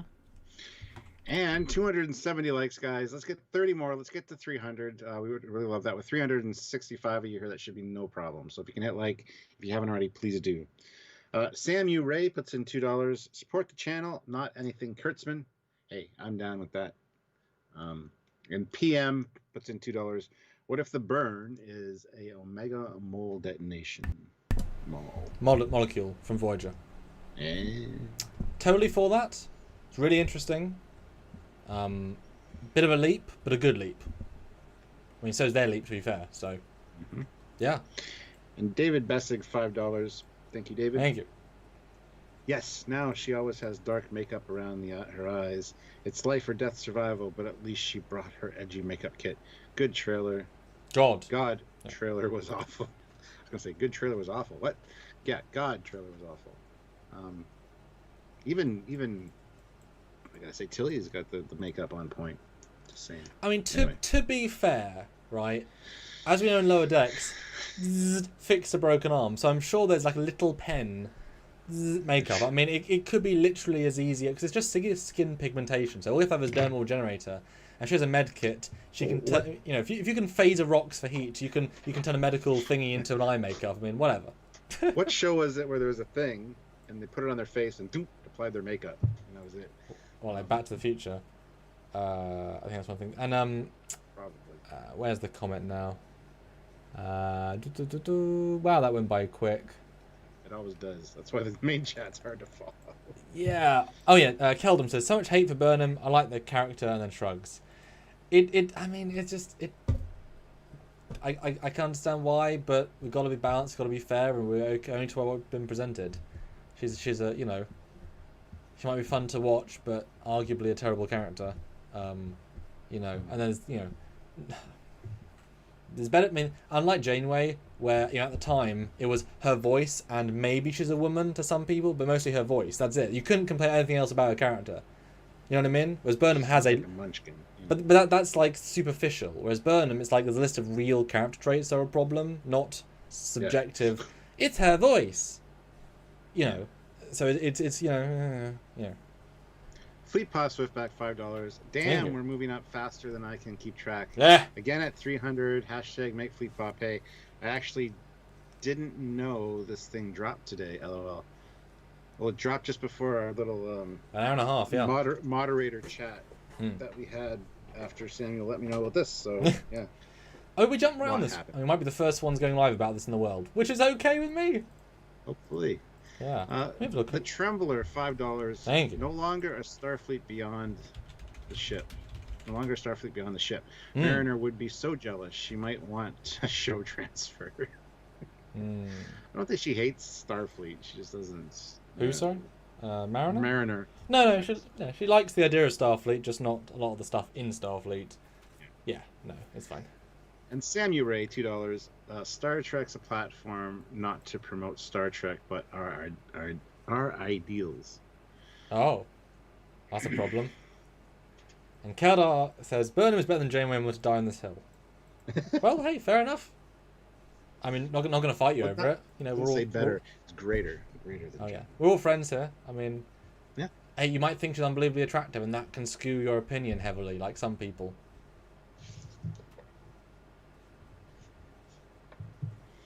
David Bessick puts in $5. To be clear, nothing against the wonderful actress, but her character is the worst written in Trek history. I feel bad for her. She is so much better. Yeah, and even a lot of the directorial choices for her character, I think, have really been detrimental to her. And like I said, I met her in Destination. Yeah. I was able to walk with her for about, you know, a minute, and instantly like, oh my god, she's so much nicer. And in interviews, you're kind of like, she plays up her energy a bit, because that's what, I mean, we are. Even we are. But in one-to-one, it's hard to, you know, she'd just flown in from America for a 2-day weekend event. She'd just flown back. She did not have energy. And yet she gave me energy, so all credit to her. And like, but I mean, it shows her acting, because Burnham is radically different to Sequel Martin Green. So that is called acting. Like Leonard Nimoy, or like Chris Judge Tilk. Really smiley person. Hello, I'm Tilk. Acting. Yeah. Absolutely. Oh, and Herbert says, definitely, I'll add, Discovery's better than Voyager. Gosh. That is shocking. Samu Ray puts in $2. Kurtzman said that on the Star Trek Discovery Comic-Con stream. Said what? I don't know what he said on the stream. Don't know it. Although the Lower Decks panel just came out, there's 86 views. So I'm the 87th viewer on the official Lower Decks panel. That's cool. Something to say. Dun, dun, dun. Mr. Michael Mann. Well, 350 people here, which is great, and 293 likes. That's 7 more likes to get to 300. That would be awesome, guys. If 7 of you haven't hit that like button, hit the like button now. We'd really appreciate that. As a great way to support and help the channel. So please do. Yeah, I mean, how many likes do you want to see, Stuart? I mean, I want to see, 500 or 600 likes. Maybe 900 likes, 1,400 likes? We'll give it 2 or 3 days. We'll have that, because people always watch these on the the rewatch. So, or you should share to all your friends right now. we have 302 likes now, so that is awesome. We hit over the 300 mark, which is great. Jars, you have $5. I'll probably watch season 3 just to see what's what, but it feels the world just taking everything I actually liked in season 2 with it. We'll see. Well, it'll be interesting to see where it goes. Again, it's, you know, don't want to compare it to a train wreck, but it's like a train wreck. You want to see what happens. You'll sit there and you'll watch the bodies be carried out. You know, sure. It's just human nature. We want to see what happens. Plus, this is 900 years in the future, so you know they can't. I mean, it could very easily be the best, you know, season because they don't have to use canon at all.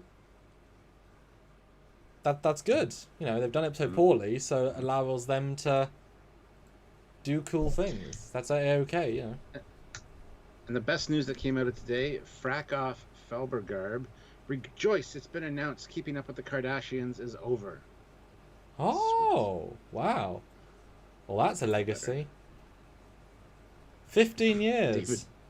Gosh, wow. I've seen 0 episodes. So Stuart managed to survive all 14 years without seeing a single episode. I haven't seen either. Can I get 50 likes for never seeing an episode of that show? I've already forgotten its name. Keep up with the Kardashians. There you go. Or keep up with Kardashian's butt. It's a big butt. Can you keep her butt up with the Kardashian? Don't know. David Bessick, $2. Also not subbing to CBS. I'll watch Trekyards instead. Well, thank you, David. We appreciate that. And he'll make his own universe with blackjack and hookers. Wait, let's forget about the blackjack and hookers. This is the universe. He absolutely will make his own universe. Fleet Pass, Swiftback, $2. Hit our 300. Can we do 350? Hashtag make Fleet Paw pay. That might be a tough one, but we can definitely give it a shot. Guys, if you haven't hit like yet, hit like. Let's help us out here. Very nice. But yeah, so this guy, Tosasaru. Now, what do you think of the alien makeup? I was just looking at that. He looks like the guy from Fantastic Four, the rock guy. But like 9th generation removed, where it's barely noticeable. Yeah. Yeah. And it's interesting. It's subtle. It's very, very well done. But if they're trying to tell us what kind of species he is I don't get it. But well, I mean, it's really simple and basic, and that's fine. It feels like an evolution of the forehead of the week because that's a Trek trope. This is just a slightly more complicated forehead of the week. Cool. Mm-hmm. Yeah, good stuff. And Herbsta Megas, $2. Hey. I know I disagree a lot, but I appreciate your view. Well, thank you. Excellent. Yeah, we don't always agree with each other. Yeah, so. Sure. And you know, this isn't a place to be mean to each other because what's the point? You know, we're all Trek fans. We can all like different things, and as long as you can justify why, that's all that's important. Mm-hmm. You know, I like it because I dislike it because that's the important thing. What you know, because at the end of the day, just like comedy, everything's subjective. You can't have everyone liking everything. It's impossible. It's nice when there's a massive consensus. You're just like, oh, that was tapped into something. You know, The Dark Knight. I mean, I would assume 95% of people like The Dark Knight. You know, it's rare to have a consensus that large, etc., etc. So, you know, yes. Sorry. Jersey, $5. It's not you I hate, Kardashian. I hate what reality TV became because of you. Actually, I always hated reality television. Ha! Thank you, Jersey. Yeah, and then we get the shot somewhere, a very fancy complex. Mm-hmm. With the is that the? Oh, it's one of the new characters. Yes, it's the non-binary person. Yes. Yes. Yes. Don't know what to say about this. Well, this is obviously part 2 this season because Burnham's in her other hair. We've got a great looking alien that walks by. It feels Starfleet-esque, and in fact, you've got a transporter room, I would argue, with the 4 lines in the middle, like a future transporter. Very sleek, very simple. This is this is the future Starfleet character. We know that who loses their memory, and they help, they discover, they protect. I'm assuming this is them walking in to help, and you know, I'm assuming this is them. She, him, it help. You know, takes them to the base to talk to negotiate, and they go in like, And I was like, oh, you know, really old, you know, Starfleet guys from 800 years, 900 years ago are here? Huh, weird. So this shows there is going to be some classical future stuff. And, you know, one faction will be dirty in robes in a oil factory, and one will be in a nice shiny set. Although it does look very Kelvin, I'll say. It does look very beyond Enterprise, you know? Yeah. The list of Jericho is going to get the dad joke award for today. It says, what race is non-binary? Are they related to the Binars? They're the polar opposite of the Binars. The non-Binars, yeah. That's good. Yes. But this shot I really liked, because it tells us we are going to get some more of that stuff. Although, the problem is when you invent generic hologram LCARs that aren't LCARs, they look the exact same as Discovery. So is this not the future? Whereas if Discovery looked like the correct timeline, this would look futuristic. We've already moved to the most future. There's no more future you can go with these, you know? That's the problem with doing ultra future. There's nothing else. Like, even Relativity used the exact same touchpads, because that was how, you know, it was fully... It's like a wheel. Wheels have been around for a long time, Stuart, because they work really well. You know? Some might even say you don't have to reinvent the touch display as they would the other thing. Anyway. Now, this is the scene I really like. Sort of. This is our first look at, to me, the future uniform, at least from the side. And to me, it has really good Relativity vibes. With how it's really kind of... good something. Really good shapes. True. But I like I like the uniform, and it's different to what we saw. I know we've seen the non-binary person in Jeffrey's Tube, which we'll see in a minute, with the belt on. So there's alternate uniform variants. This is obviously more of an ally, although I can imagine they talked to Discovery early on, trying to get them on side, because, you know, hey, look, we're Starfleet, help us, and not realizing they're actually the bad guys, etc. But I still like we're gonna see a form of Starfleet uniform in the future. I like that. And I kind of like the vibe. I mean, this fabric, again, feels to me Relativity-y, which, if you're going to make a future uniform, that'd be the first thing you look at. Not Discovery, not Enterprise, Relativity. And I guess Daniels, because that's even more the future. But I like the paneling, you know?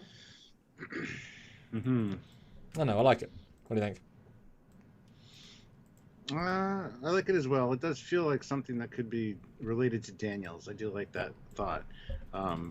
But we'll have to see. I mean, it looks like she has the round insignia as well, which the other people on Discovery don't yet.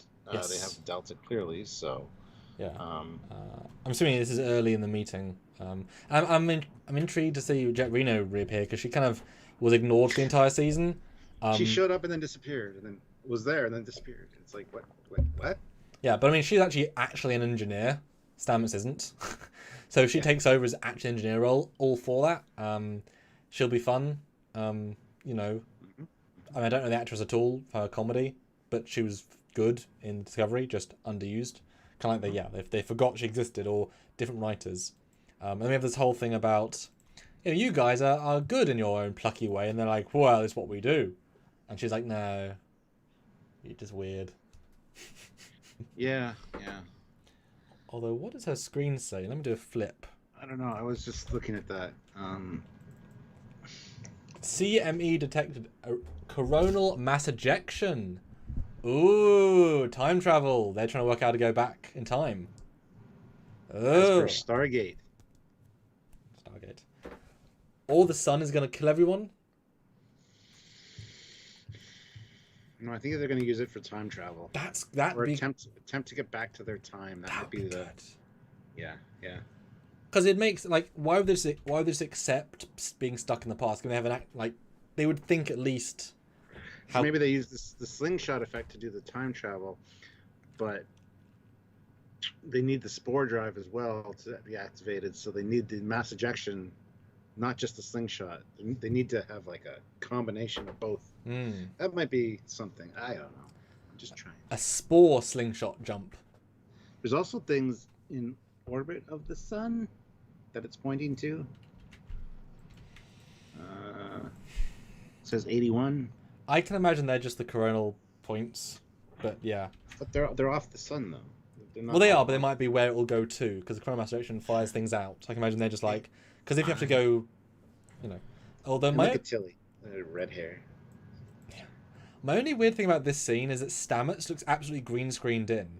His lighting doesn't match the others. He's got a weird like green ribbon. If you watch it in motion, it looks really weird. Like it was absolutely a reshoot without the sets or something. It just looks weird. Like Tig looks fine in the other shots, but he looks really not there. It's really weird. Maybe he's wearing a life support belt. Yes, that's it.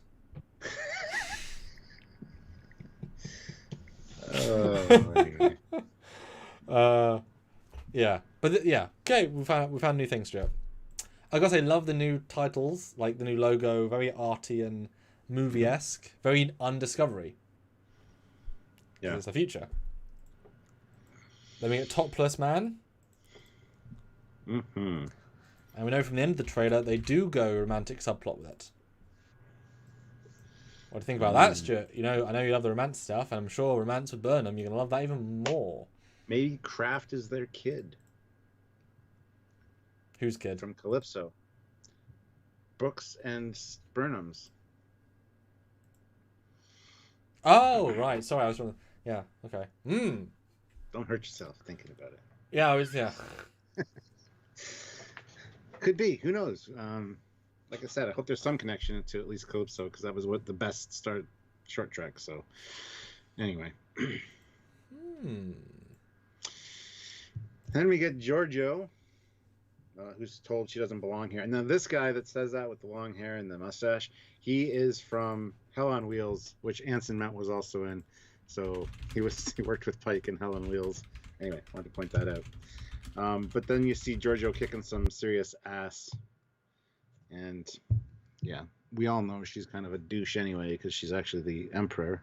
But, you know, I'm not looking forward to seeing that storyline develop with her. If Section 31 is going ahead, there's got to be something that happens, but I don't know. I'm not a fan of her character personally, so. I mean, she's one of the worst actresses on the show. That's a good way to put it, yeah.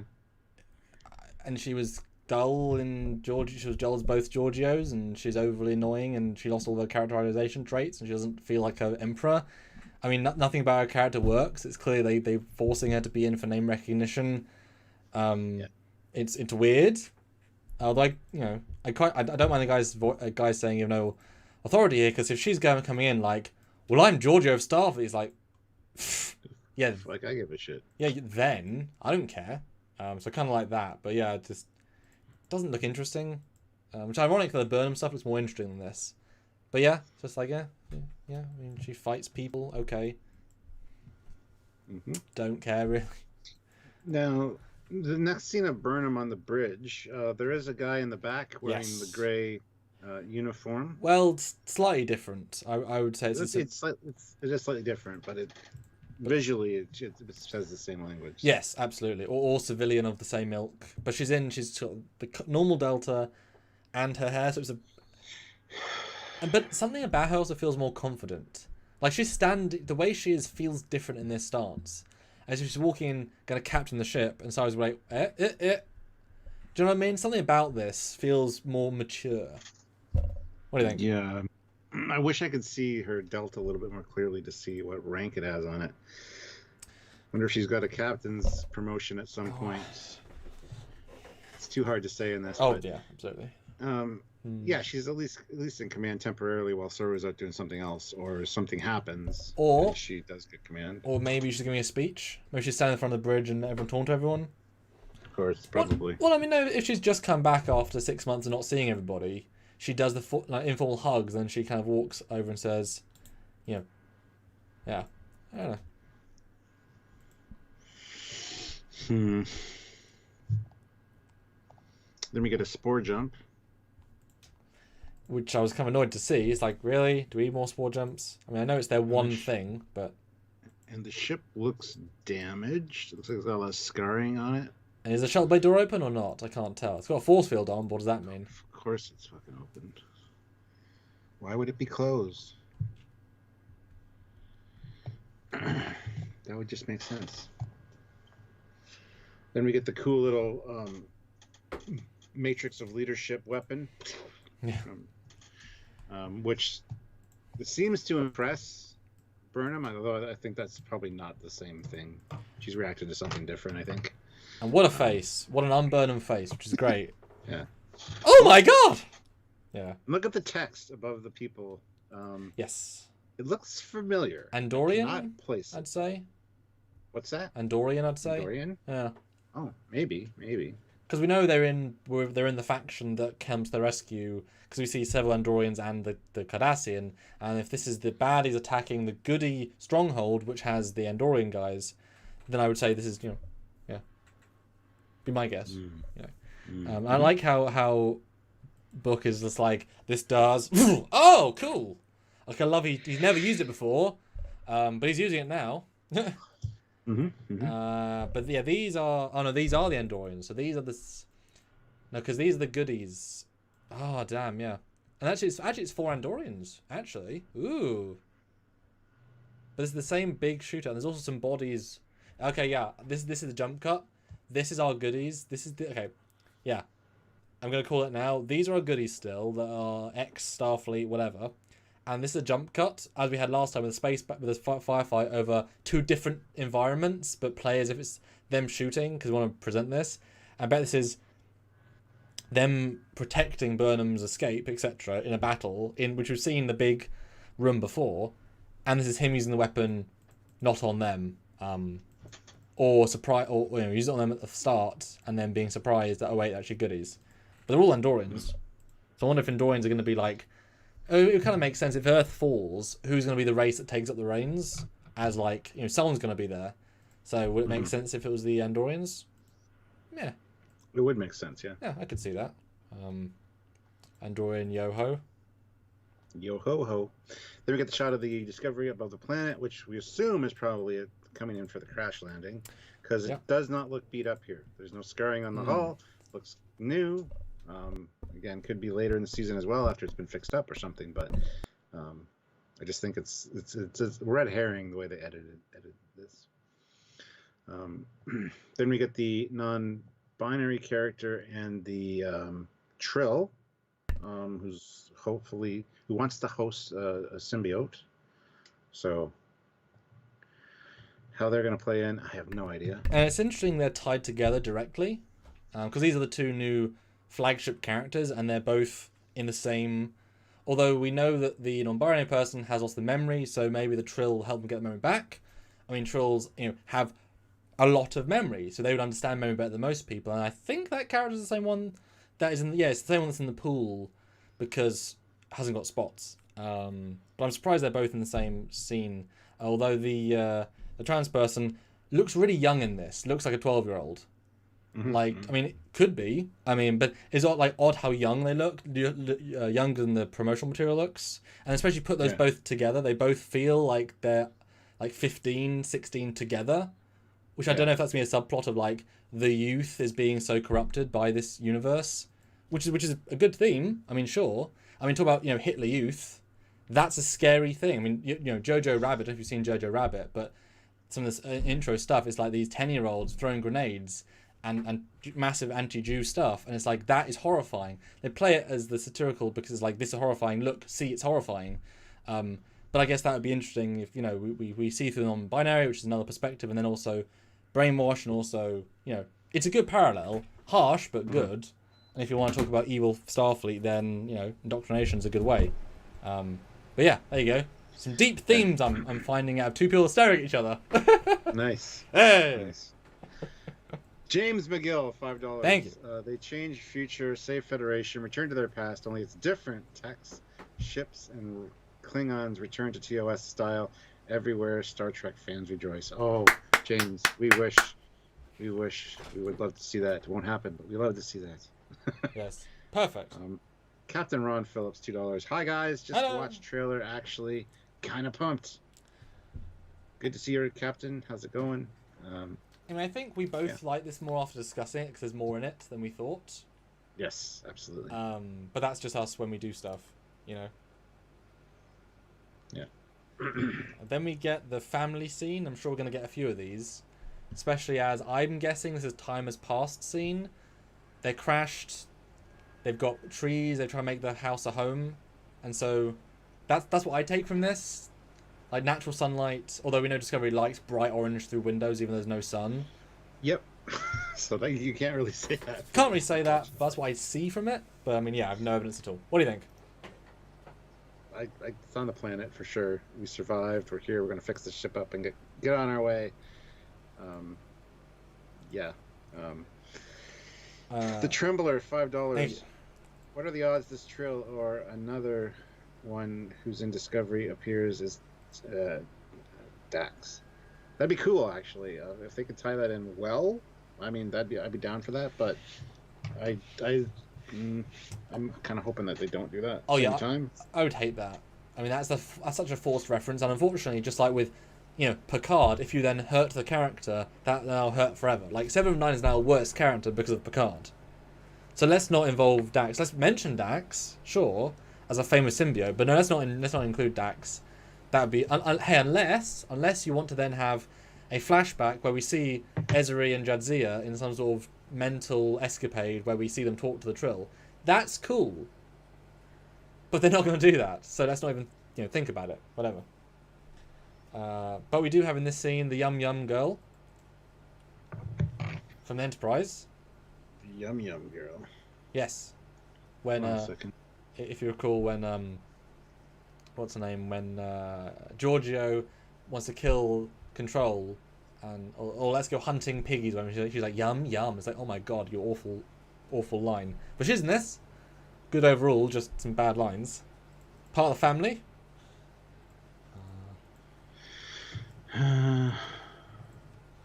You right there, Stuart? No, I'm dealing with something in the moderator chat, so... Okie dokie. Let me talk to the normal chat then. Hi all. Yum Yum girl. What the fuck are you talking about? There's a Vulcan. No, I skipped that. But in the dinner scene, it's the lady with the breeze, the wrong air, the one that shouldn't be in the Federation yet, because you haven't, the wormhole people. Okay, in TNG there's the Barzan. Yes, they shouldn't be in the Federation yet, but she's in the Federation for some reason. She says yum yum in a scene with against Control. Mm-hmm. It's a stupid moment. It's just like, what? But she's in here. Like remember she went to feature with them, and I just see her because I didn't know I haven't seen anything with her in it yet. But yes, then we have Saru and a Vulcan, which was a unexpected thing, and again something I was excited to see was that we actually get some Federation-y things, which I was expecting to see, honestly, a complete lack of. It'd be super dystopian. Super dystopian. So I'm kind of happy we didn't. Obviously an orbit of a planet, and yeah, seen the Vulcan. I would assume this is one of the outposts, the rebel outposts that is the Federation in hiding or whatever. You're part of the Rebel Alliance of traitor. Fire! It's like, oh god. Yes. Matthew K, $5. Late as always. Take money. Okay, thank you, Matthew, but I appreciate that. Glad you could make it. Okay, let me get her in the Jeffries tube. Which... Well, I mean, but the Vulcan lady also looks fine. Oh yes. Like it doesn't look destroyed, and I can definitely see that being a bright spot. Like with Andromeda, we found the Vulcans. Although I can imagine they might have seceded and become recluse. If the Andorians are taking over, I don't remember seeing Vulcans in the rest of those scenes. So I think that'll be an interesting thing for sure. Yeah, I think that's going to be a bright spot. But yes, then Jeffries Tube, we see a lot more CGI here, which is always fun when we see early version, there's nothing, and then, oh look, there's CGI. And yeah, I'm this to me implies they're making the com badge. I mean, it's edited in a way of saying we're making com badges, but I guess she's replicating com badges in her hand. I say with her hair. What do you think? That's what I got from it. I could be wrong. Oh, I didn't get that at all. Just assumed she was manipulating some kind of new tech. Yeah. I don't think it's com badgy. Well, because the next scene, boop. That scene is, well, again, the trailer trickery that they use. Yes, it's tricking me. It's tricking. It's fine. I never got that though, watching it. So. Yeah. It's cool though. I mean, portal replicator. I mean, it's not not absurd. And is this even the Discovery Jeffries tube? We've never seen a Jeffries tube in the Discovery. We've I seen. would assume it would be a huge, wide open area, even bigger than the turbo shafts, because the smaller they are, the bigger they are in real life. So So maybe it's not. You're right. Jeffrey's tubes. Noun. Thing work bees can fly through. Wait, what? Yeah, no. But it'd be kind of cool if this wasn't. And I can imagine in this scene, at some point, this person loses the memory, right? So I wonder if they are sent to attack Discovery and then short something goes memory wipey. Potentially. Don't know. Or is they're helping? I can imagine that this. I'm sure it's for helping. Sure it's for helping.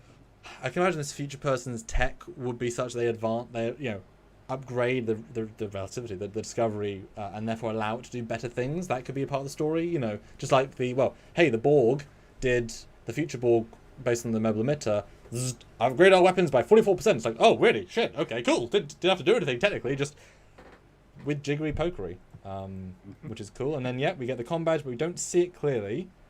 Commander Stitch throws in $2. Oh, the trailer seems all over the place. Not sure. Super intentional, though. Super intentional. Oh, yes. Absolutely.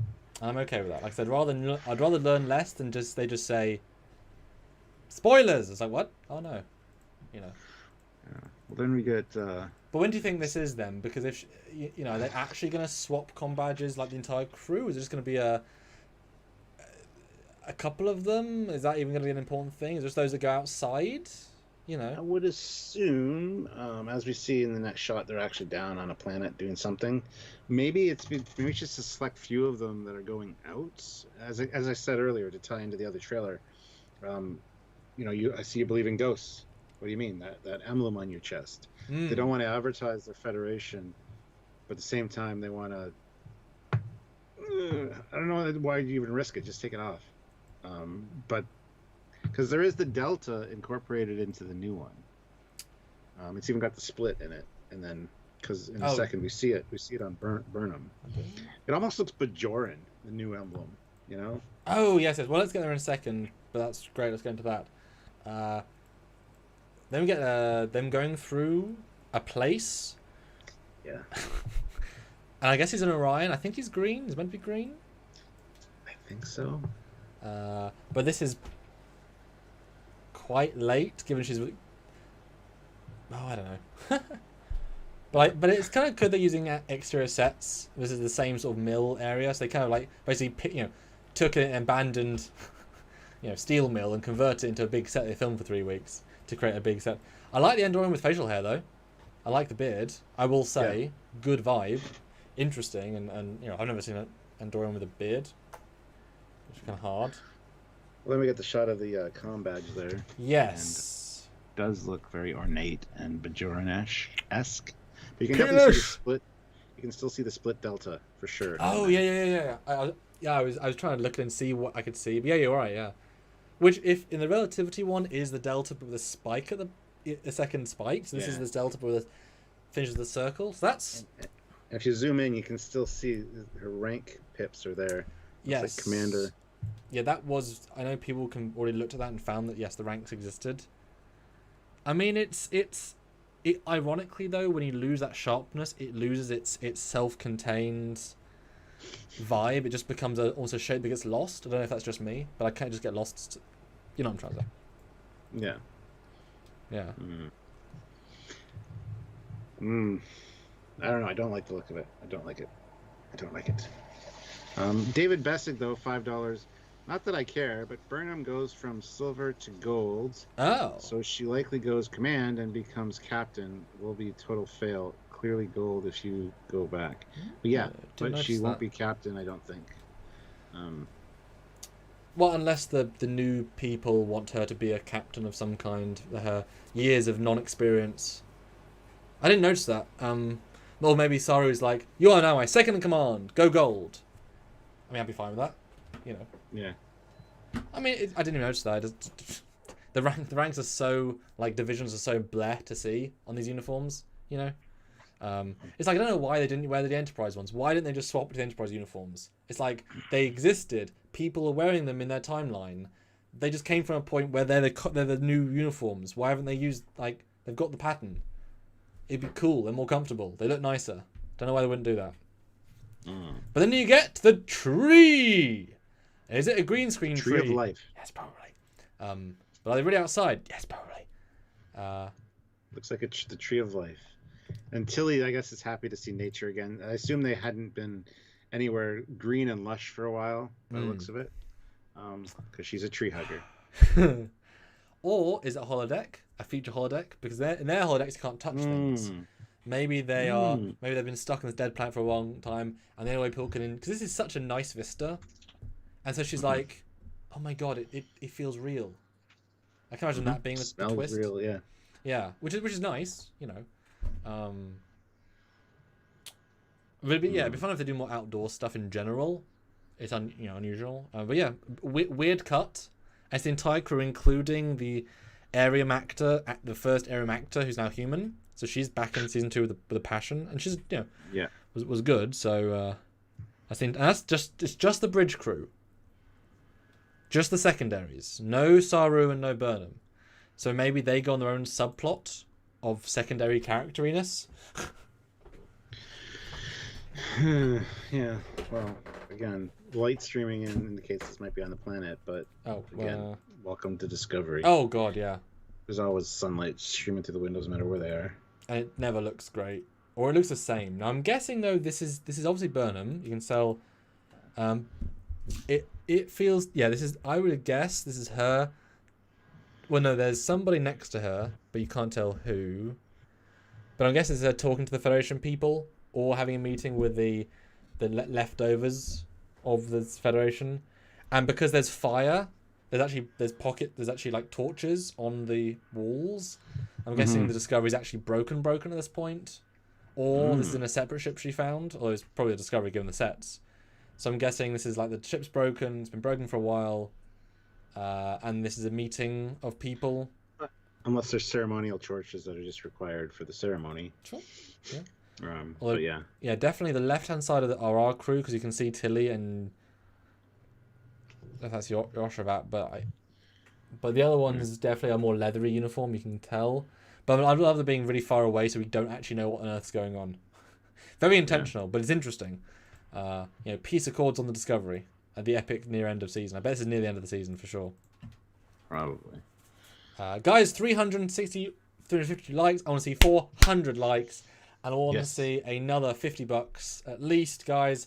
I really want to know, as a general context, what you think of this trailer in a super chat form. Although, shall we do the flood the chat right now with likes, dislikes, and not? Sure, let's do it. Yeah, so guys, if you like, so in the chat now, super chat or not super chat, put did you like, dislike, or meh this trailer? I want to get an overall sense from you guys with low decks. It seems to be mostly a yes. Give us right now like, dislike, meh, or yes, no, meh.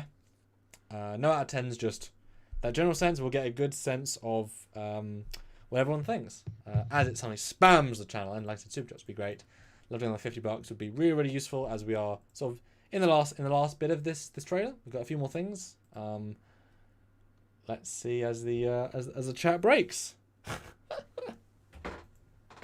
Let's see here. Norman wants to see how Saru's race has evolved over the past 900 years. Yes, that would be interesting. I could see that being interesting. Like, Saru's sister's still alive? What? Yeah. Let's see. And Fun Comment says he's not seen his level of engagement since Trekyards did the reviews of Picard. Yes, people. Thing is, this trailer is getting hate views as well. Lower Decks gets only like views, which is great. This one's get hate views, which we don't. I mean, yeah, whatever. You are what you are. People are intrigued about Discovery. Well, we're being, honest as much as we can be. Lots of meh. Lots of mess. Which is fair. Like, wait and see. It's not a dislike, because it could easily be disliked, Stuart. That's actually quite interesting. It's actually much more, we'll see. You never know. You never know. Although we've been burned with 2 seasons of Discovery, but I think this one will be the best one. I think it'll be the best one.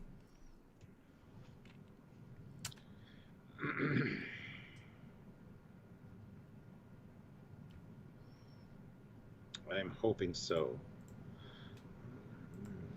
Yeah, we always. Oh, breaking news! Breaking news, Stuart. Uh-oh. John Delancey cameos as Q in Star Trek Lower Decks late season trailer. Nice. So that is one of the 3 legacies. And it does Nice. make sense. But it's very small. Okay, so we have a very tiny cameo of John Delancey as Q. And as we've said before, he's one of the guys you can bring in as Q, bring in as a voiceover guy. And, you know, you can bring him back because he sounds like himself pretty much. He doesn't look like himself anymore, but he sounds like himself. Fleet Pass, Swiftback, $5. 350, yes. Hashtag mate Fleet Pop. Hey, haven't watched it yet, so I'm not voting on yes, no, or meh. Let's hit 400. We have 361 likes, Ooh. Guys. Can we get to 400? I think we like can. Button. But Fleet David... Paw, I hope you're not listening to anything we're saying, because there'll be major spoilers if you have been. he doesn't care about spoilers. Okie dokie. David Bessick, $5. It better be the last season of Discovery. Yeah. I disagree. I would if this is good, I wouldn't mind them continuing. Well, that's... Yeah, I think it will be the last season, unless it's really, really good, you know? Yeah. Like, they shouldn't make... You know, yeah. Focus on other better ideas. I mean, think about it, Stuart. Star Trek Discovery never discovered anything. So it was a, you know... didn't even make sense from the offset. But yes, then we have... What's next? Crew together, hugs and hugs. Good, good. We're going to get lots of that, I'm sure. Yeah. Then we get the team. We get Book and Burnham on Discovery looking at an alien ship docked with a lot of panel lines. Unclear, but maybe this is them negotiating with the Future Federation people, or they've picked up wreckage, and he's here to say, well, what does this do? What does this do? Well, does this and this? Because he's obviously from this time. But yeah, something. It's the Discovery version of the Millennium Falcon. Does look a little bit similar, yeah. Then we have another fight. She's fighting. Well, they're both fighting the people. This I believe again is when they think they're the baddies and stuff. This fight with them. Then we have the lady in the Trill waters. Good, good. Saru with a comm badge. Post game with a comm badge. Then we have a romance subplot with Burnham and Book. Then we have fighty shooty with possibly a drone in the background with Book. And then fist bump Federation for life. And then similar scene with the shuttle, whatever. They're like, oh, it won't be easy. Well, it wouldn't be fun if it was easy. And it's like, yeah. I mean, all things have to be really hard, but okay. Yeah, well. And then we have a brand new logo for Discovery. And no, it's not called Season 3. Completely changed the vibe. It's orange, it's bright, it's different, it's much more... I far prefer it to the Season 2 logo. Just feels a bit more bright. You know? Optimistic. Fiery. You know? And yes, Robbie says we can't discredit it before seeing it. Yes, good. You know, I have a friend that hated on the Lower Decks first episode without having actually seen it, which devalues the point of that you can't hate something if you haven't seen it. So you can dislike what you've seen of it, as in trailers, but you can't dislike the thing itself until you've seen it. So until we see it, so you can dislike the trailer, but you can't say the season will be bad until you see it. But yeah, there we go. We got 2 hours out of it. Good old 2 hours. Yeah, I didn't think we would, honestly. Definitely more than you think, which is great. Yes. I think a few interesting analytical things. Analysis. There we go. Words. Analytical. So Stuart, closing thoughts. And guys, I still haven't got my 50. And look at the numbers. I'd love to see. Can we get $30? 30 American USD would really help. If we get 50, that'd be great. Definitely want to see another 28 likes. That is mandatory, crew. Yes, it's true. So yeah, Stuart. 337 here, 374 likes. That's great. 375 likes now. 25 likes to get to 400. Is it possible? Are there 25 people out there that haven't hit like that can? Please do so. And yes, if you can super chat, another $30 or so would be fantastic. So Stuart, your closing thoughts on this trailer, and as we often do, has our discussion changed your mind at all? Yeah, it's made it seem a lot more interesting and fleshed out to me. I'm glad we have these discussions because I always see more than I initially see, even with the episode reviews and things. So I really appreciate the discussion, and you guys out there make it fantastic as well. Your super chats, your thoughts, your theories definitely expand our view, and we hope that we do the same with our discussions. I am looking forward to it. I want to see which way they take it, and if they can ride the high that they had with season 2, with the improvement factor anyway, the curve, as far as doing course corrections for season 2, which mid-season 2 kind of dipped a little bit, but now that they're in the future and can kind of do their own thing and not necessarily be chastised for screwing up canon and things, who knows what they'll come up with. It could be fantastic, and I'm looking forward to maybe it turning around and something that we can actually have good discussions and like what's happening. I would love that. And can we just wish Sergeant Roadkill, who you'll do super in a second, says, I have COVID and you have cash and joy. Can we just wish Sergeant Roadkill a speedy recovery of having COVID? Please be well soon. Yes. Can we seriously? We do, but can everyone just give him a get well soon, guys? And if anyone does have COVID as well in the chat, I mean, abstractly, get well soon. Hope everyone's doing well. Yes, and Sergeant Roadkill threw in £5, so thank you very much. I hope you are feeling better, and you're well. It doesn't take that long to get over in the conventional sense, so I hope we'll be back before you know it. And Area 51 puts in $2. The internet told me to dislike it. Just kidding. Yeah. Well, we're not telling you to dislike it. No. Well, the internet tells you to dislike Lower Decks, and it's brilliant. So. Fleet Paw Swiftback puts in $2. I'll pay for total reactions. We hit 400. Hashtag like Spike. Well, we need 10 more. 10 more to get to 400, and I think that's totally achievable. Absolutely. There's 10 people out there that haven't hit that like button. If you could just go ahead and do that, that'd be great. 400 on this live would be great. It would. Yeah, and it's good to see there's interest in Discovery. I mean, it does honestly feel like the other cousin that honestly I've almost forgotten about. Like Picard was better in a lot of ways, and Lower Decks is beyond better. It's weird to then go back to Discovery and be like, oh, clearly an alternate universe, as in aesthetically, clearly something that was built to be different compared to in Trek universe. Like it's so weird to go back. Like it feels like we're going back. But if the story's good, at the end of the day, if the story's good, you can forgive everything else, because that's why you watch television. You know, the best Trek isn't necessarily the best Star Trek; it's the best story in the Trek universe. You know, 5 more likes. We have 395. 5 more likes to get to 400, guys. Ooh. I am hoping for that goal. That'd be awesome. It would be awesome.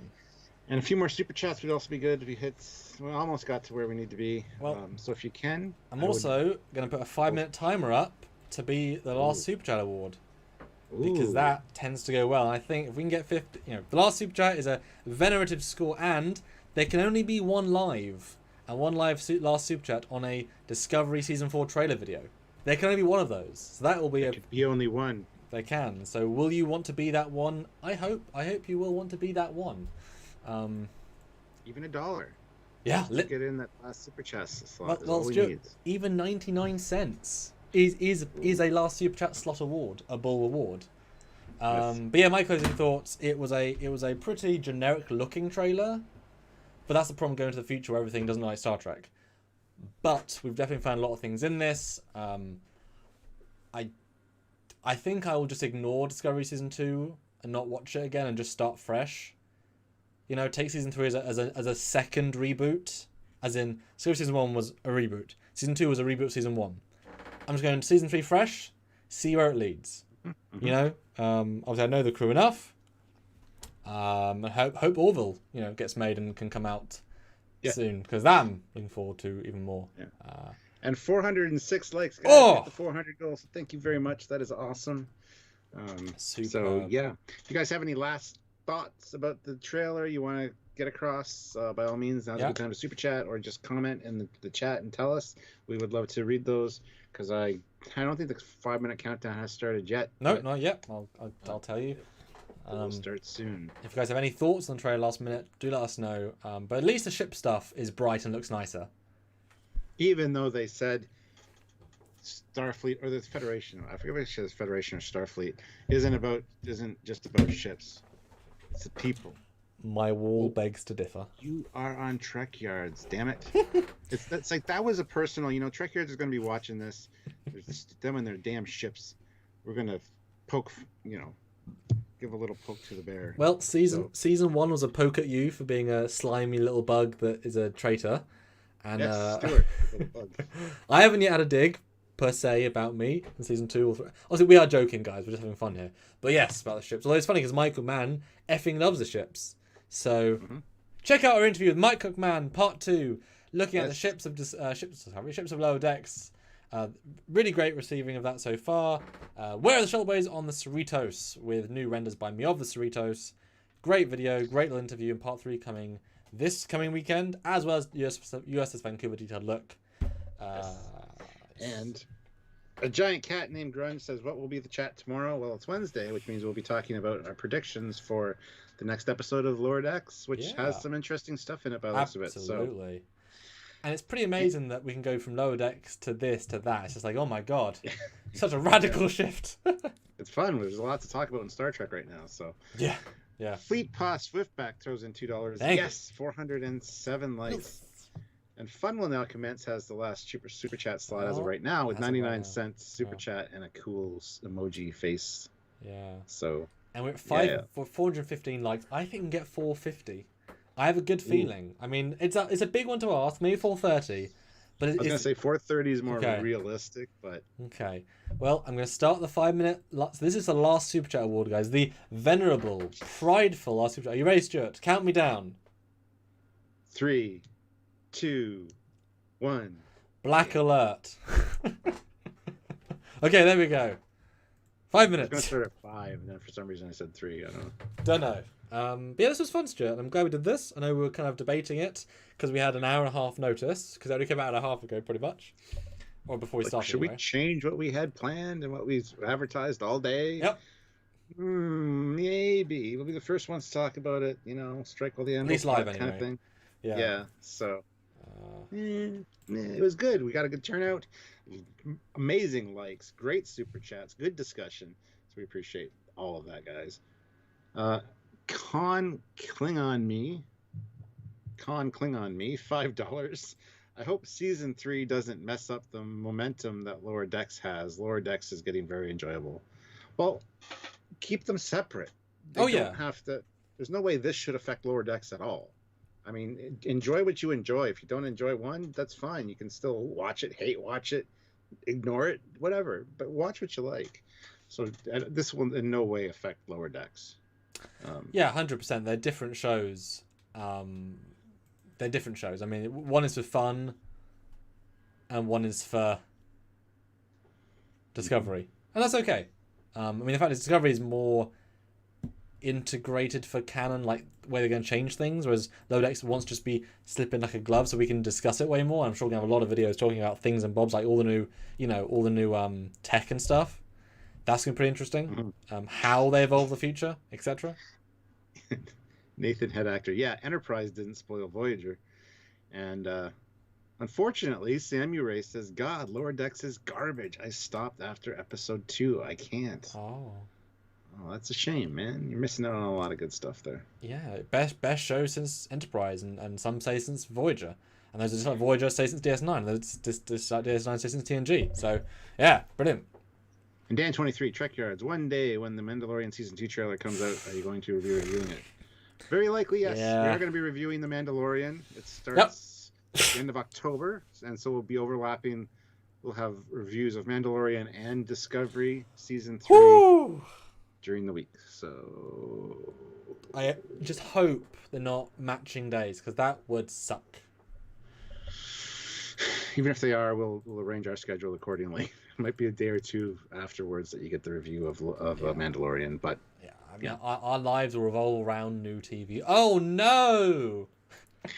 And Con Klingon Game is still the last super chat slot. Gosh, he has a $5 super chat to hold that slot. So that's awesome. But to be fair, Stuart, there is the eBay sniping. Because why give a super chat now with 2 minutes and 8 seconds? And we are 10 seconds lag. Remember that, guys. So if there's only 10 seconds left on the chat on the live stream, that's when the real end is. So everyone needs to give at between 10 and 9.97 seconds left. That's the sweet spot. And Jeremiah Long, I agree. I don't like Lower Decks. I didn't like the first episode. That's such a shame.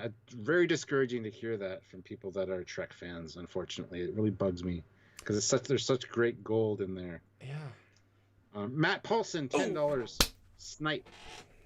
Yes. $10 snipe. That's an expensive snipe. That is. He took a 50 cal Barrett rifle and with a diamond tipped. Well, that'd be 20. So it's just, the rifles are 10. You know, because 99 cents would be like a revolver. 22. Yeah, exactly. Yeah, thank you.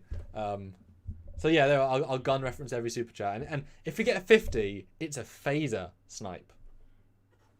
Ooh, 100 would be a disruptor. Well, no, 100 would be the cage laser that we've beamed down to the planet to fire. A 200 would be that weapon that Seven uses on the planet and Tuvok used with the when she gets kidnapped and brained, whatever. Be that one. No, I don't know what you're talking about. But Sammy Ray puts in $2. Still, Orville better than Star Trek than anything Kurtzman. You could argue. You definitely could argue. Area 51, $2. All hail the great koala. Yes. Area 51 has the last slot. 33 seconds, guys. Oh, the stress. We're cheering for you guys. But thanks, guys. It's been a great live, and I think a pretty positive chat. Considering pretty balanced. We hope you agree. And a lot to decipher. And hey, Discovery's back. We did get something on Star Trek today, and it didn't tell us very much. But boy, we deciphered the nothing. And you even have Alex saying Orville is horrendous and puerile. Oh, gosh, goodness. That's weird. But Stuart, 6, 5, 4, 3, 2, 1. Happy New Year! Congratulations, Area 51. You are the last super chat slot officially. Goodbye. Bye, everyone. We love you.